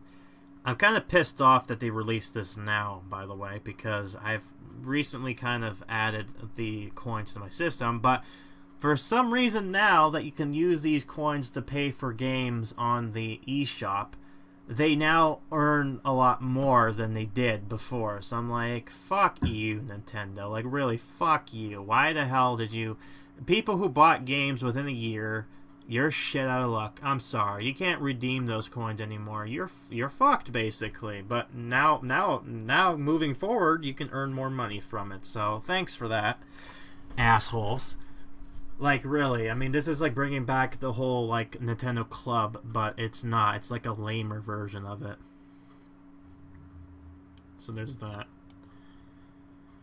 The next thing they talked about was Mario Tennis Strikers. So they mentioned a little bit about that. I guess the main characters you're gonna play as, they got you know, sexy ass Waluigi as his main Travis, since he was introduced within the Mario Tennis Court, so of course he gotta be in there. The favorite kind of guy. Yeah. So I still want, okay, here, Nintendo, I'm gonna say this right now: either Amiibo, not Animal Crossing announced, or a fucking Waluigi game. I don't care what the game is. This Waluigi game. And then it's like 10 out of 10. The only thing you I'm expecting an Animal Crossing game? No, Waluigi time. Yeah, Animal Crossing, but it's run by Waluigi. Like, Jesus, can you imagine? Can you imagine that the horror? But yeah, and I was joking with a friend by saying that his like, if it's a game where you use attacks and whatnot, one of his moves is gonna be the dab. He's gonna dab on people, and it's gonna be like one of his most powerful moves.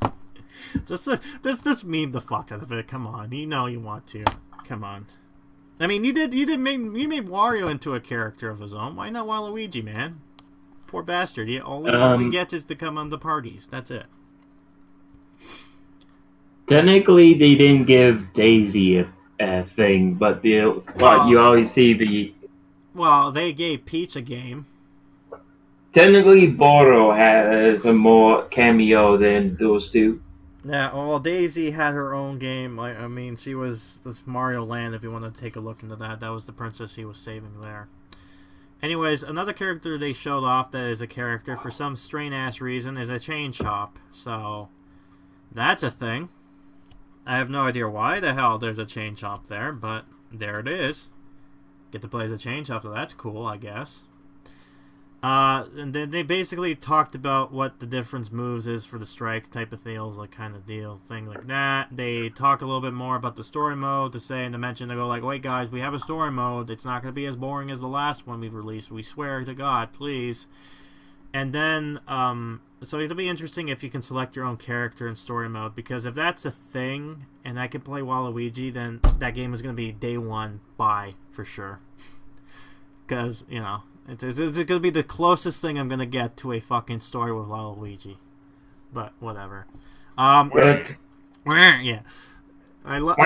That's the other thing too about Waluigi I love. I'm going off topic here, but last year there is a Games Done Quick type of fundraiser type of thing. They have two every year. One of them is Awesome Games Done Quick, which is held every January, and then in the summer, I think in July or August, there's the Summer Games Done Quick, right? But in one of the years of Awesome Games Done Quick in 2017, there's a moment where a lot of people went with Waluigi stuff. It's like, wah! It was like fucking hilarious. It got to a point where it pissed off one of the guys on there, and I'm just like, oh fuck, you gotta be a joy killer type of deal, whatever. Yeah. So the one thing that's interesting about this game is the fact that it sounds like Nintendo is going to be doing what they did with Splatoon and ARMS by releasing a special demo that will only be testing the servers and kind of doing this type of play a game type of deal for a little bit kind of incentive. And I'm sure if you played this demo, you get something within the game if you decide to buy the game as well, kind of like what they did with like Splatoon, I think. So we'll see with that. Though they kind of hinted where like you play online. It's like, you know, you're going to have to play online tournaments in order to unlock items as well as characters. And I'm just like, fuck you, Nintendo. Really? I couldn't play the story mode for that? I gotta have to play online? Like, god damn. Fuck, I'm gonna suck bad at it. But, yeah. So, next topic. Speaking of the fact that Wii U sucked bad, that they're putting in more ports, they announced another port, which is Captain Toad coming to the Switch and the 3DS, which a lot of people are probably going to be pissed off about saying there's another game coming for the 3DS that shouldn't be there, but it's also coming to the Toad! It's me, Toad! Yeah, but fuck, I'm sorry for ear raping you there, but yeah. They've mentioned that it seems like it's going to be the same game again. I played the game before. It's actually it's like you played the game, end the story. It's like, oh wait, no, you think it's over? You get to play as Toadette. And I'm just like, okay, fine, play as Toadette. But you thought it was over again? No, it's here you go. Here's the main real true story. I'm like, fuck me. It's like, how long is this fucking game? I'm not mocking it. I actually do like me some puzzles, but it's like, fuck, like, wow. It's like went from one to another to another. But one of the things they've announced with that game is that it seems like they're introducing Mario Odyssey-like levels. They only announced New Donk City. I'm not sure if they're going to add anything else to that, but I think the reason they're kind of doing this is because they've also mentioned it's just like, oh, did you know that Toad, Captain Toad was in Mario Odyssey? It's like, no, I didn't see him. It's not like I came across him any fucking time. So thank you for letting me know he's there. I'm going to make sure I'll find him out later. Right? So there's that. So I guess we'll move on from there. A weird-ass game coming to the Switch that I think nobody knew or no one gives two shits about. Undertale is coming to the Switch eventually. And I'm like, why? The whole community kind of died down. I don't see if anything's going to come new, like why you should buy this game again. If it wasn't a while ago, they released this game on the PS4, and it was the only thing you would buy it for was there was a collector's edition that came out, which had like physical stuff. So I'm like, okay, I can see why you would buy it again. But it's like with the it's like, what are you gonna do with the Nintendo? Are you gonna do an exclusive fucking amiibo? No, let's not. Let's not talk about the devil. What else are they gonna fucking do? Like, that's the only thing they got is amiibos. It's like, what are they gonna do with the amiibo? But they also have cards, but they're really done. They're technically no one cheapo. wants the cards. No one wants the cards. Let's be honest. I mean, Animal Crossing, I can see that. They tried that with the fucking sports game for the 3DS. No one bought it. I don't think no one bought it, but, you know, that's the only time I've seen it, so it may be like one of those fucking... We'll see what ends up happening, and this might be like an announcement like, oh yeah, it's coming to the Switch if you care, and I'm just like, I think the hype died down, buddy. I think Toby, like, you know what would be cool if you were like, Undertale 2 is coming to the Switch eventually. I'm like, wait, what? Undertale 2? Oh, now you got me interested. Like a sequel. But I don't know. I'm just saying. It's just like if it was something like that, then I'd be like, I cannot see them doing Undertale 2 unless they decide to close some yeah. a plot point that people really want closed. That's what I mean. You know, it's just like maybe or a DLC announced. I don't know. It's like it just announced the game's coming to the Switch. It's just like, oh, whoopee, no one cares. If it was something like that and something new coming, then it would be okay. I can see why the interest is there, but it's like no, nothing. All right, so we kind of figured this was going to be the case, but they finally made an announcement for it. Crash Insane Trilogy is coming to the Switch and is no longer exclusive to the PS4. So, which means that this is the only console outside the PS4 that has been confirmed to be coming to. And I think I heard it's coming on Steam too. Yeah, so it might be coming on to Steam and might be most likely coming on to Xbox because this is Activision we're talking about here. They love to put it on any fucking system they can to make their money's worth. Because that's what they're gonna do. I'm gonna call it right now. When it comes to this Modern Warfare game coming out, or what Call of Duty game is gonna be on the Switch too. You watch, they're gonna do it, and it's gonna be fucking awful. Whatever. All right. They've also announced Little Nightmares: The Complete Edition will be coming to the Switch, and that will be including the DLC that was previously put on, which was I think you played as the kid instead of. I think her name is 6 as well. You technically play as two characters, the boy and... Yeah, 6. the boy is a DLC, and the girl is the main character, which is, I think her name is 6. The only thing interesting about that, besides the actual game is becoming complete, is the fact that because this is being produced by, or published by Bandai Namco, the exclusive content for this thing, this Nintendo thing, is that if you decide to have a Pac-Man figure during the whole Super Smash Bros. Craze, you can plug that in, and then you can get the main girl character to have a Waka Waka suit, which is basically googly eyes on the side to make it look like Pac-Man. So that's a feature. That's a work for the anniversary edition. That's the thing, you know. So there you go.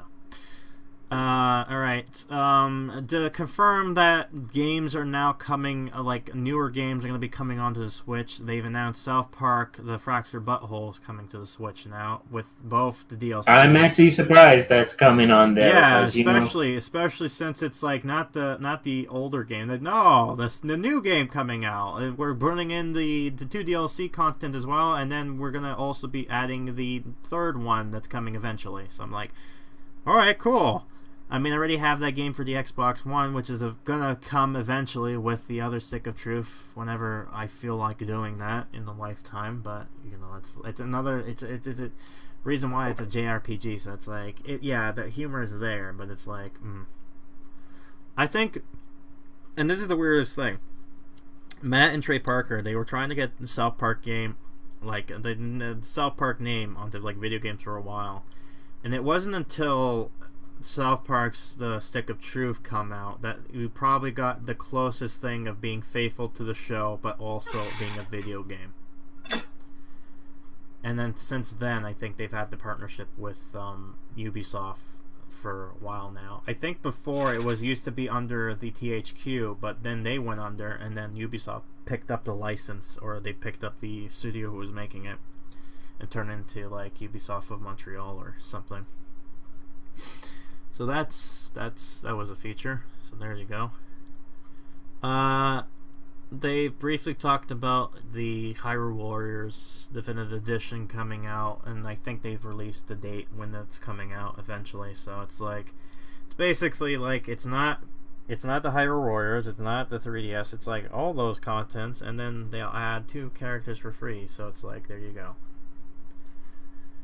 Alright, now let's talk about the main feature. Fuckily. How long has it been now? 2 hours and a half? How many features is it now? Like, Jeez. 3 or 4? This is the 3rd version coming out now, so let's talk about fucking Splatoon 2. Fuckily. Jesus Christ. So, they've announced that sometime this next month, they're going to be putting in version 3.0. It's going to be introducing some new items, some new modes, some maps, which is, I believe, the map. Some of the maps coming back is going to be stuff from the other game, the original game, because I think it was like the Wonder World type of thing. I think that was from the first game, if I'm confirming that or not. And they've also said that what was the name? Callie is going to be there now in the main hub world, but they said that you have to meet certain requirements to do that. So I'm like, what kind of requirements do you want me to do exactly? Do you need me to collect every fucking thing? Did you want me to beat all of goddamn... You want me to beat all the missions again with using all the fucking weapons, especially the stupid ass sniper that no one wants? But, digress on that. So that was a thing, and they finally kind of announced the new expansion for this game, the Octo expansion. So, and this is going to be mainly talking about this now, which has taken for a fucking long time to get to this point here. But they're making this into a big deal, so might as well talk about this. I'm hype as fuck about this. This is probably one of the announcements out of this Nintendo Direct that I was like so excited about, for the most part, and I'll tell you why. Back a month ago, they've announced a Pearl and Maria figure, amiibo, which I'm kind of advertising on the screen here. And when they revealed this, they didn't really show us when it was going to come out, maybe in the summer. And I'm just thinking to myself, okay, what are they going to do with these 2 figures? Like, why are these here, right? And then this trailer, and then this game's expansion came out trailer. I'm just like, now it makes fucking sense now why this is coming out. Just to make you come back. The other thing, too, is that they've said this is the first paid expansion, which is telling me that this is not going to be the only paid expansion. They look like they're going to add more to this game. So, we'll see what happens here. So basically what it looks like the story is that you playing as a character named Agent 8, a Octoling of all sorts, a female Octoling, wakes up in the middle of nowhere in this weird subway-like system that turns out to be some sort of secret lab of sorts, I guess. I don't know what they're going with this here. And they've introduced some characters you'll be meeting with along the way. One of them being Captain Cuttlefish is back. He's not dead. He's rocking a more hip-hop kind of look, so he looks like that kind of... He looks like Grandpa trying to come be... like, you know that meme where it's like, sup cool fellow kids type of deal? It's like that what looks like to me. It's like he's going like with DJ Cuttlefish there. So, hey kids! That. Don't you want to play with Grandpa? Hey, DJ, whatever. Oh fuck, but that's cool to see that he's alive. It's cool to see he's alive, and I'm wondering, where the fuck have you been? Where the hell have you gone to, right? So we'll see what happens. I think the story... Okay, wait. Okay, so this is interesting here. If I remember correctly, I had to play the game again. if I recall the story correctly, when you play the original, when you played as Agent 4, they talked about how Agent 3 is currently with as they call him, Gramps, which is a cuttlefish. And they show there's an Octoling on the side, so I'm wondering if that's Agent 3 from your previous game. So it's like, that's technically the character you played as, but we're going to assume it's a girl, I guess. I don't know exactly what it is. I'm not sure if it's going to be allowing you to pick which gender it is, or if it's just going to be the gender there. I think it's going to be just the only gender there. So there's that. They've also showed off that Maria and Pearl is going to be in the game with a Nora role, basically like what happened with Maria and Callie in the first game, but they're rocking a new kind of gangster-like outfit. And what surprised me, because I looked at this after the fact, but Nintendo probably was giving tribute to Tupac and Notoriously Big. Because both Pearl and Marie's getup is basically the same kind of look that those two had. If you look at it, like they even gave a comparison. It's just like, is it just me? And then they show the picture of two of them comparing them. It's like, shit, you know what? That's probably what they did. I think they did that initially, kind of deal. And then they kind of showed off new kind of fish characters there. There's one that looks like this weird, I don't know what that kind of prawn character is, the first one you see. Like, it looks like some weird kind of, like, where... what's odd about it, too, is that someone mentioned that it looked like Dr. Ivo Robotnik kind of deal, but in a fish form. But, like, with a suit and all that kind of stuff. Looks like an FBI agent or something like that. And then there's other weird characters there, so I'm assuming that these characters are going to be kind of like how, like, Sheldon was kind of introduced, so it's like these characters will help you along the way, I think, maybe, by the looks of it. They've confirmed, too, that what is that weird, ugly-ass fish that no one likes, that, in fact, the people is like, this is the world's ugliest fish. You know that face. They've fish. Yeah, they're like, well, we have a character like that. Here it is. I'm just like, oh. And of course it's fat. Don't cry for me. I'm already dead. So it'll be interesting to see this guy. And they've kind of showed off what looks like this weird little cute creature that looks like a snail. I think that is going to be the conductor of sorts for this subway train station type of deal.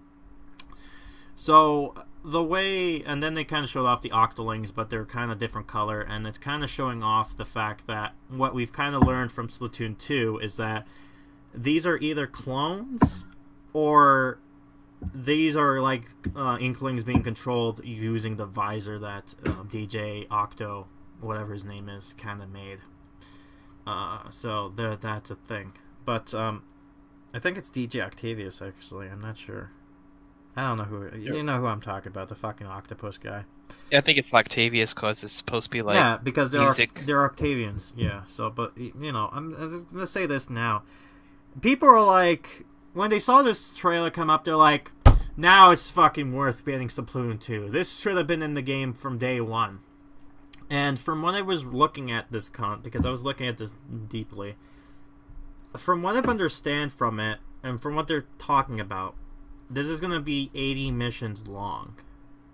And if that's confirming what I think it is, that means that this game is going to be 3 times the size that the original of this second game's main story is going to be like. And I'm not sure how this is going to work, because it looks like the way you're going to go into these missions is that you're going to have to pay through these tolls in order to get to these areas. So, like, using the salmon kind of currency you get. So that'll be interesting to see how this game plays out. Also, for some strange reason, they're kind of showing off that Agent Free, or whoever the agent is, might be assisting you, or this could be Agent 5, I don't know. The other thing, too, is a lot of people were questioning what the other 3 agents were. I'm assuming one of the 2 is probably Pearl and Marie as the agents, but there's only leaving one left, and we don't know who that is. necessarily. Could be Agent Zero that nobody talks about because it's a traitor. No, it's an Agent 5 kind of deal. But basically, they were kind of going in depth. They're like, do you think you know the lore to Splatoon? You don't know shit, because this is going to go deeper than that crap. And I'm like, oh, fuck. Now I'm intrigued. Is this going to be more it's deeper than 5 minutes in the bus and it's room funny, and too, hearing the way they're noises? talking about it, the lore is like deeper than you think, and it's just like it's taking place underneath a subway station. It's like, oh, I see what you did there, you fuckers. I see what you did there. But yeah, so one of the weird levels that they were kind of showing off, it seems like one of the characters will be helping you throughout the game aspects from what the trailer is looking at, or what they show off in the trailer. It looks like they're going to show off a lot of the weapons they've introduced, or the newer weapons that's coming out. They're going to make you play through them with that. So that's going to be cool to see the least. Like, one of them they show off was the ball kind of thing. So, wondering how that will play out. Yes. And one of the worlds, and I shit you not, has GameCube and GameCube controllers in them. Just floating in midair. I'm just like, what? Like, why is that? I'm like, oh god, it's like the references are too much. But I'm like, wow, okay. I don't know if that's gonna be like. I'm probably gonna be pointing that out as soon as that comes up when I play this, because spoiler alert, I've already downloaded this game, so I'm waiting for it to come out. I think sometime in the summer. I think they've announced it to be late July or early August, I think is what they're aiming for. So most likely than not, they're going to be showing this off mostly during the E3 event, so during the Treehouse thing, most likely. So they'll probably talk more about what how the game's going to be functioning and how it's going to work, basically, from that. But yeah, more Splatoon lore. I didn't even realize that this was going to be a thing. Needless to say, People do enjoy the lore. I do too, and this is confirming the fact that Splatoon now has become a beloved IP for Nintendo. So it's like with Mario, Yoshi, Metroid, Zelda, it's now one of the groups. It's like now it's one of the big boys in a way, in the sense of that type of nature. So I'm trying to think what else is there that I wanted to add on to. What's interesting too, when I was replaying the game again, I've noticed there is because this thing has now been announced.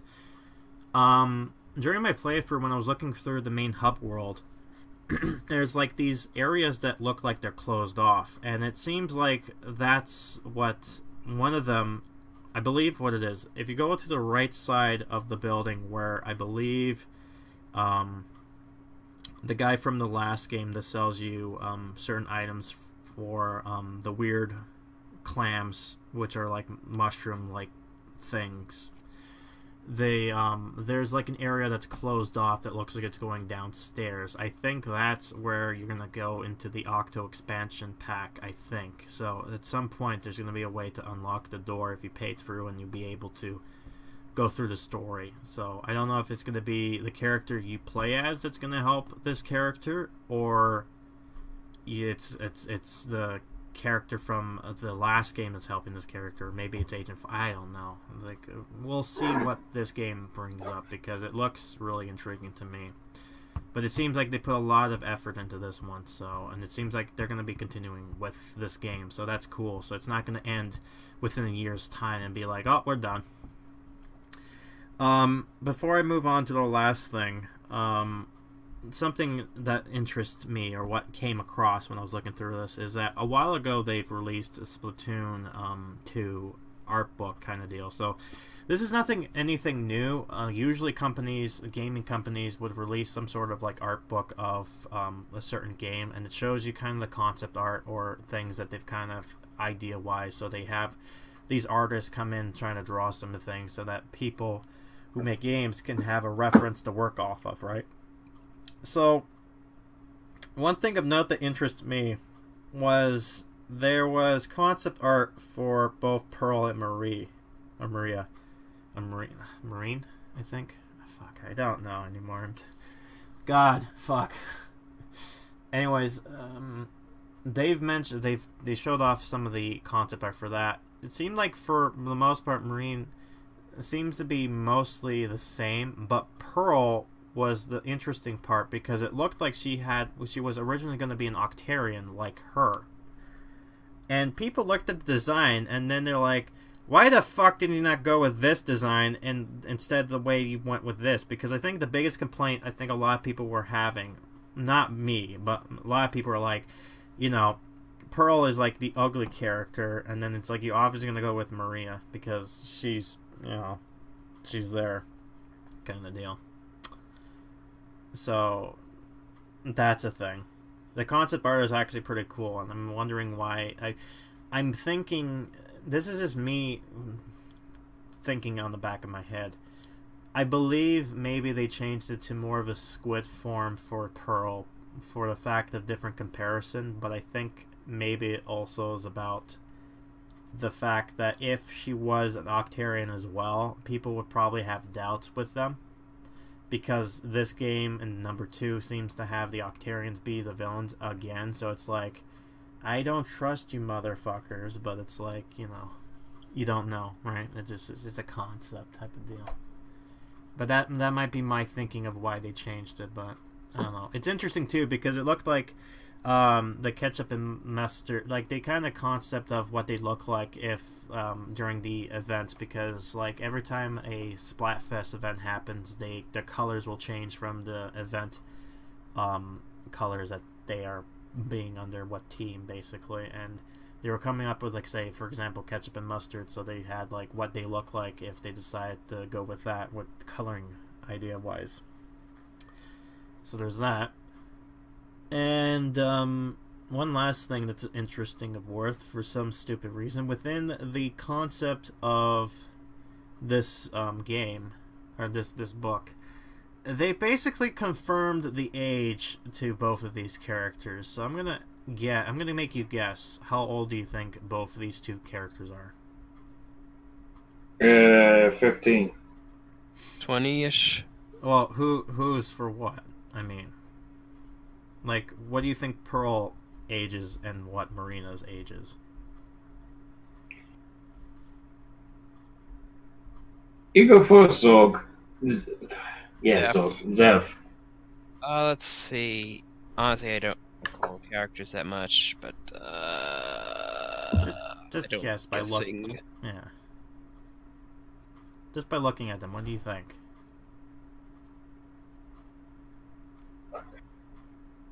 Give me a second. I need to look up the characters in particular. The No, names and whatnot. don't. Yeah, just look at the pictures. Don't look at the information. I don't even know who's who, so count me out. The tall ones. It's I on the think- picture there. The pink one, the one that has the crown on, is Pearl, and Maria's the darker skin one, the Octarian. Basically, to make it Oh. Pearl is the Eminem looking person, and the other one is Marie. You know, the one that people idolize over. Any guesses?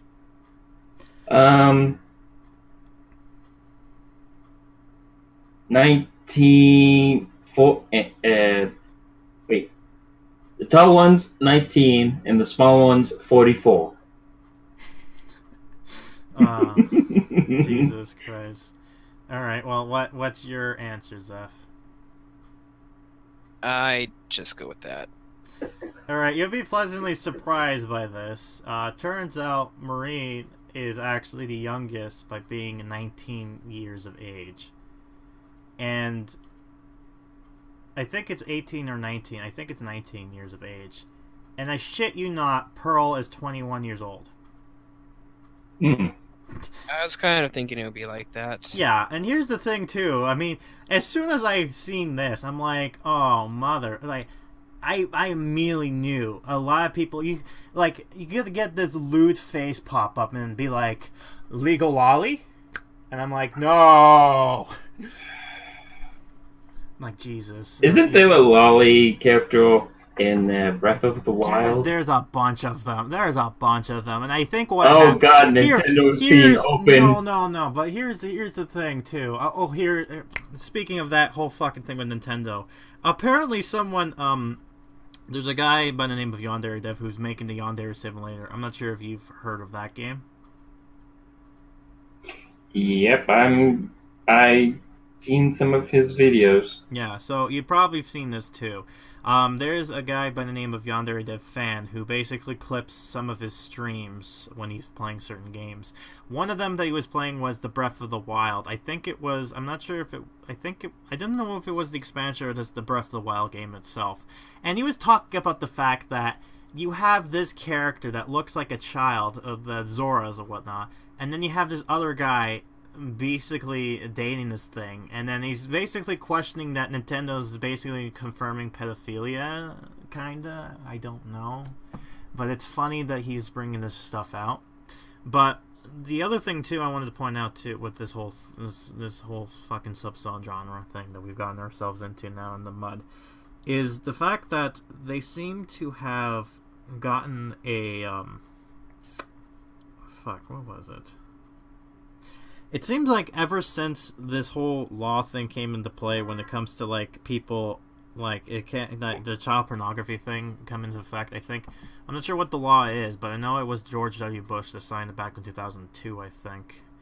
And ever since then, I think a lot of people within the Japanese community kind of thing kind of allude around this by saying that, oh, they're not this young of age, they're older than 18. They're A-okay. You know, kind of going off the law type of thing. It's a weird subgenre. I mean, it's not all of them, mind you, but a prime example of this is that the Sailor Moon characters, originally they kind of showed them like as college students, which when I looked at them, I was like, yeah, I can see them being college, but no, apparently they're high school students. So, yeah, if you ever wanted to fantasize about that, then get ready to have Chris Hansen knock at your door, questioning the fact that you luring to the younger generation of something. I don't know. Fuck. Where the hell is this going to? I have no idea. Fuck. Move on. Alright, so yeah, so that seems to be it. Oh, and they mentioned they've announced Smash coming to the Switch this year, so there's that. Alright, that's about it. Alright. Alright, might as well talk about this then. I honestly kind of foresaw this coming. I did like how they kind of announced it, though. But because the way they announced it, I feel like that poor Squid Girl is going to be memed the shit out of. In fact, she is currently right now. With the fact that her expression was basically like she's fucking she's witnessing God coming down. In a weird way, it kind of was when you saw the emblem like on fire. And I'm like, Jesus Christ. It's like, you're one of us now, kid. But, yeah. No, when I first saw this, I originally thought, oh, it's going to be a fucking... Yeah, like, I kind of foresaw this. I was just like, it's going to be the Smash Brothers port from the Wii U, except they're going to add the 3DS stuff in there, and then they're going to add these new characters and this new thing, and then maybe they'll add more stuff later on, but fuck it, whatever. But, no. From other people who decided to go ahead and look into this more than I did and analyze the fuck out of it, much like I was analyzing the fuck out of the Octo expansion, it seems like this is actually a new Smash Brothers, so Smash Brothers 5. Just by subtle hints and the fact that the man who made Smash Brothers, I think Iwata, I forgot his last name, but that god man decided to go ahead and said fuck his carpal tunnel syndrome injury, and he's just like, I'm gonna make the 5th game now. I'm done with this one. I'm moving on to the 5th one. I'm just like, you madman. But no, it seems like that is coming to the Switch, and it seems like it's gonna be a new game. And I think they've kind of hinted this, that it may look like they're adding a Mario that's more like from the Odyssey kind of a thing, so you're gonna get Cappy as one of his attacks, I guess, and you got this is Link Breath of the Wild type of character there, so it's intriguing enough. But any thoughts when it comes to Smash and any characters you would like to see come forth within there? Does it even matter? Because no matter how many people say, "Oh, I want Crash or Wayman in the game," I know they left and say, "Hey, guess who else is in the game?" instead of who you really want. It's this new character. Banjo-Kazooie is coming in the fucking field. I'm like, wow, what? No, but I'll be. The Smash has become a meme at this point where they're like, we're gonna throw in characters you have no idea that we're gonna throw in just because. Why the fuck not? They've done this with the last game. They've done this with previous games. So it's like, I'm gonna be expecting the unexpected. I'm gonna be curious of what weird ass character they decide to bring into the game and says this is going to be this character, and I'm like, what the fuck is this? Who the fuck is this guy, and why am I intrigued to play as him? You know, but we'll see. It'll be interesting too. Oh no, fuck! I had a weird ass thought. Can you imagine if fucking Ukulele was announced as fucking characters? It's just like, yes, now you get to beat the shit out of Mario with them, and you get. And I guess I'm just memeing the fuck out of Ukulele because you know, Rextro has become a meme within the culture, the Lord and Savior of video games. Praise be to Rextro. Oh God. But they mostly look for retro left guys because they put in Batman. Before that, it was Sonic and Solid Snake. So well, it's Sonic was a meme back in the day of like the melee type of stuff. It was one of those, oh, you gotta do this obscure thing and then you might get him and then you realize he's not coming at all. And then they're like brawls. No. Yeah, it was Brawl, and they're like, nah, bitch, he's here now. And then we're also going to throw in Solid Snake for some reason. I'm just like, what the fuck? Like, the Sonic was a given, but then Solid Snake came out of nowhere, and I'm just like, what the fuck? And then even this game coming out, they're like, the Wii U trainer, yeah, she's in the game as an enemy. Bayonetta is there. Mega Man, yeah, but that was a pleasant surprise because this was coming in the day and age where Mega Man was being unloved by Capcom. But now they've kind of got their head out of their ass and started to make some games now. Like, they're making Mega Man 11 coming this year, I think. So, that's cool. Fuck, the Mighty Number 9 situation was just sad. It's gotten so bad to the point where every Kickstarter that failed, it's like, we're going to reference Mighty Number 9 too. Oh, like a new one got on that like fail thing is System Shock. Yeah, no, I mean, I feel like that was too ambitious for its own good. It's not like it's not coming out. It's the fact the company was like overwhelmed with the money, so they're like, we should do this, no, we should do this, we should add this, we should like try to overplease people that they just wanted a simple thing. And then they realized, oh shit, we burned out all the money, so fuck. So instead of saying that, oh, sorry, we're going to go bye-bye kind of deal, it seems like they said that they're going to still do it. However, they have to get their shit together and they have to have funds again for it. So they are currently doing other situations. I mean, these guys also did the ports to Turok 1 and 2, which are also coming to systems now. I think they've announced. I'm not sure which one, though, but it's coming out. So there's that. But that's intriguing. So, anything else?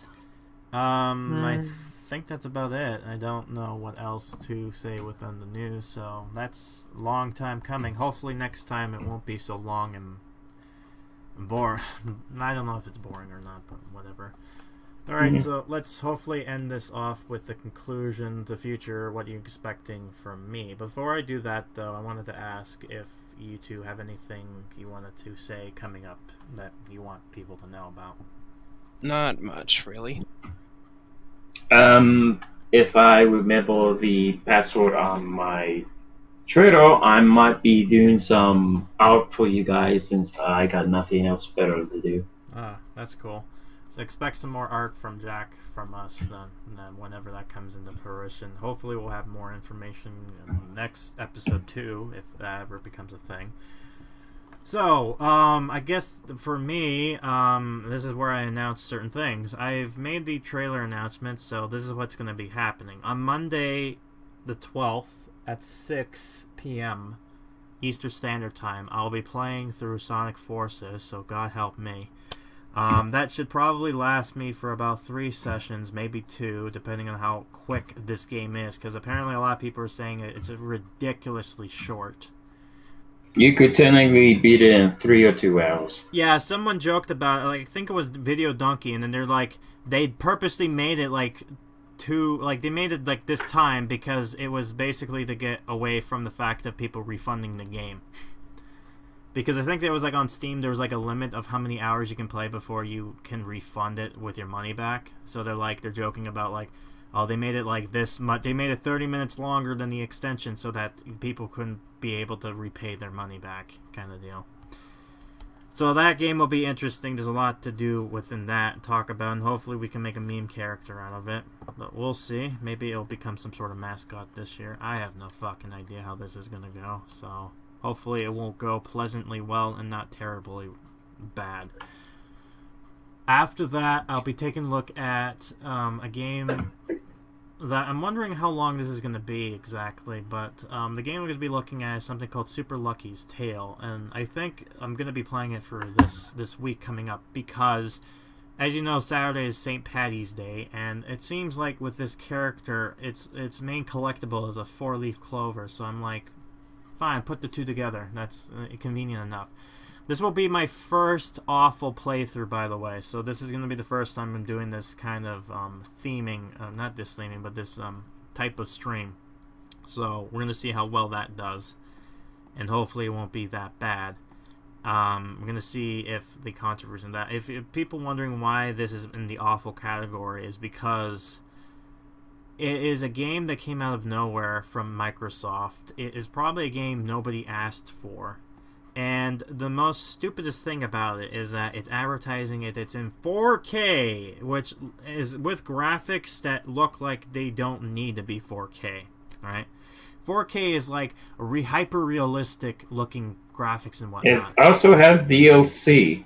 Yeah, which I'm glad. I think I'm kind of interested that I decided to not play this in November like I wanted it to during the November thing, and instead doing it now because... Oh, it's a 9.5 hours. Yeah, if I decide to go the completionist route, so it's going to be a long time too. The DLC is about an hour long worth. But yeah, apparently they got DLC out of nowhere, and it got released last week, and I'm just like, oh, okay, cool. For kids! I had no idea they decided to release DLC for this game. I thought, okay, I guess it must have succeeded well enough to be bothered with that, so that's cool. Wow. So that's a thing. Well, hopefully it's not going with the Minecraft crowd, like old guys looking for, like, hey little GB, would you like to play? No, I don't think it's going to be the case. I'm curious to see if this game is actually going to be what everyone's saying is probably a meh game, or if this game is going to be one of those, it's not bad, but it's not great. Like, I'm hoping that this doesn't get put in the awful list, but it might, depending on how this game entertains me.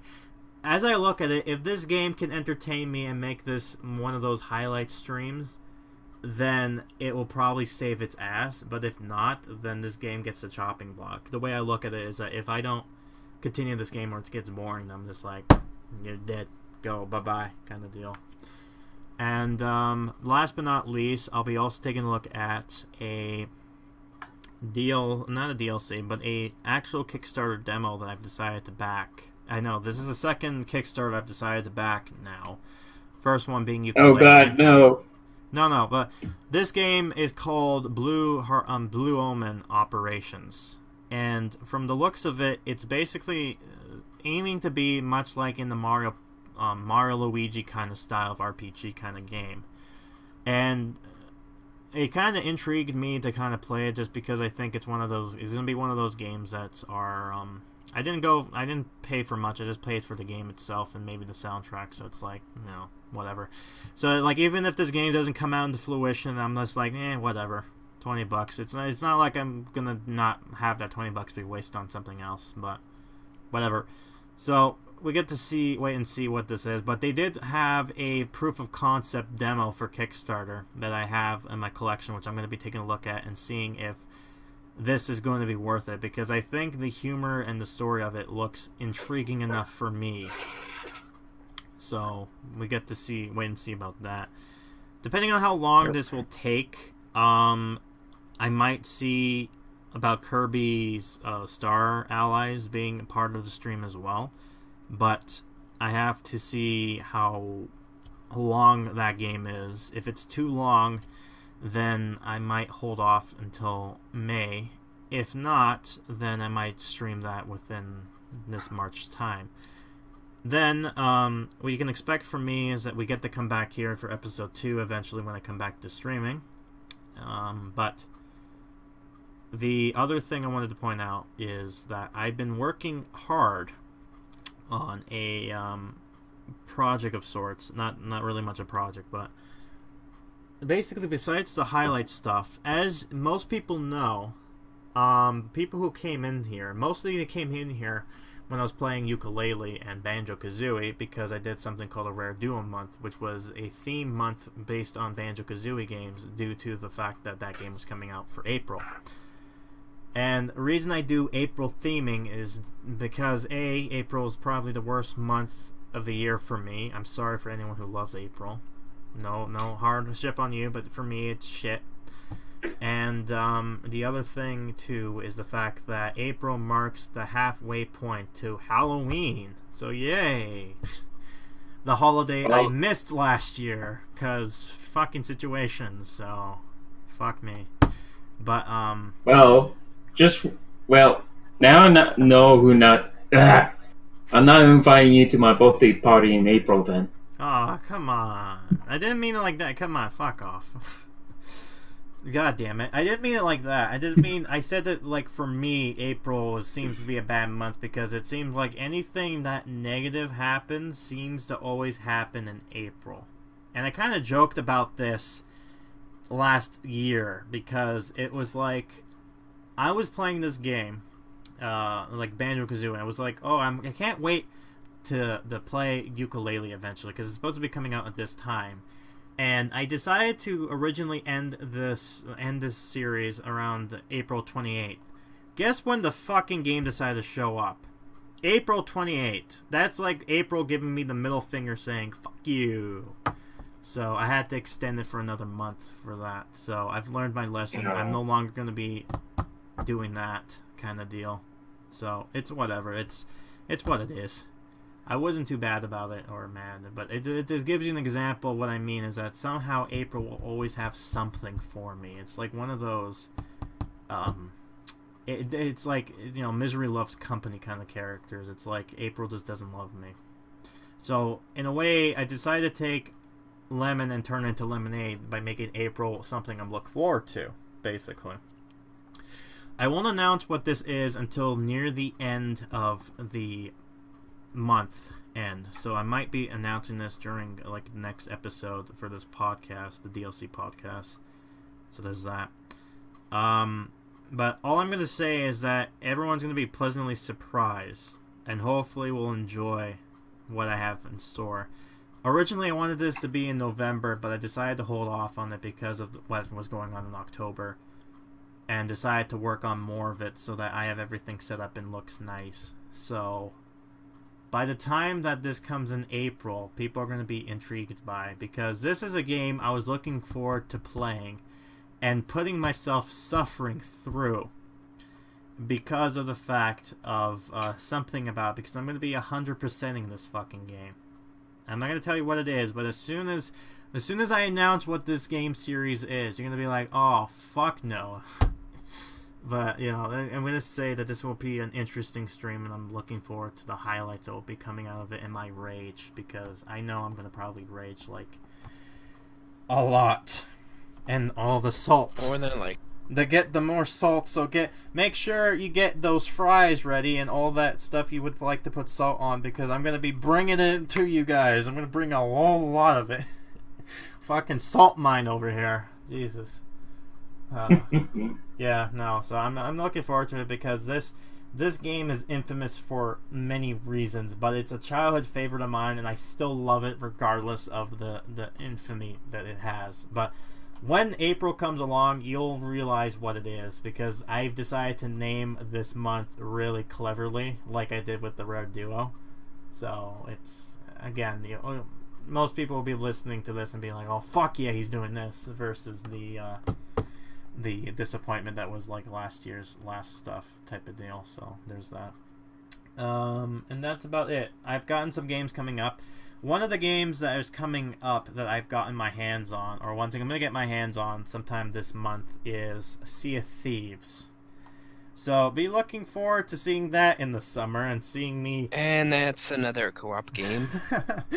Yes. I hate the fact though that I had to pay gold for that game to be able to play. I have not registered it yet though. I'm waiting until I finally be able to stream it, because it's like a 3-month thing. It's like once the 3 months are done, it's like that's it, no more.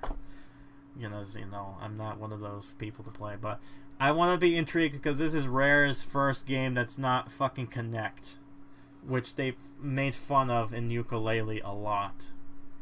But what is the other thing about that game though too is the fact that they've mentioned that if you're playing it with other people, it's fun, but if you playing it by yourself, that's a sad experience for you. And I'm like, well, maybe if it's entertaining with the chat, it might be not so lonely. No. I'll be joking about it. I'll be what do you call it? What's his name? Fuck, I forgot the guy's name now that I wanted to be part of the Who's the guy from Lazy Town? The guy with the chin? Yeah, the one that they memed back in 2016 as the We Are Number One bit. Because I know it's not. I know what his name is. I just forgot what. It's like I'm having mental blocks with it right now. It's alright. Yeah, but you know who I'm talking about, right?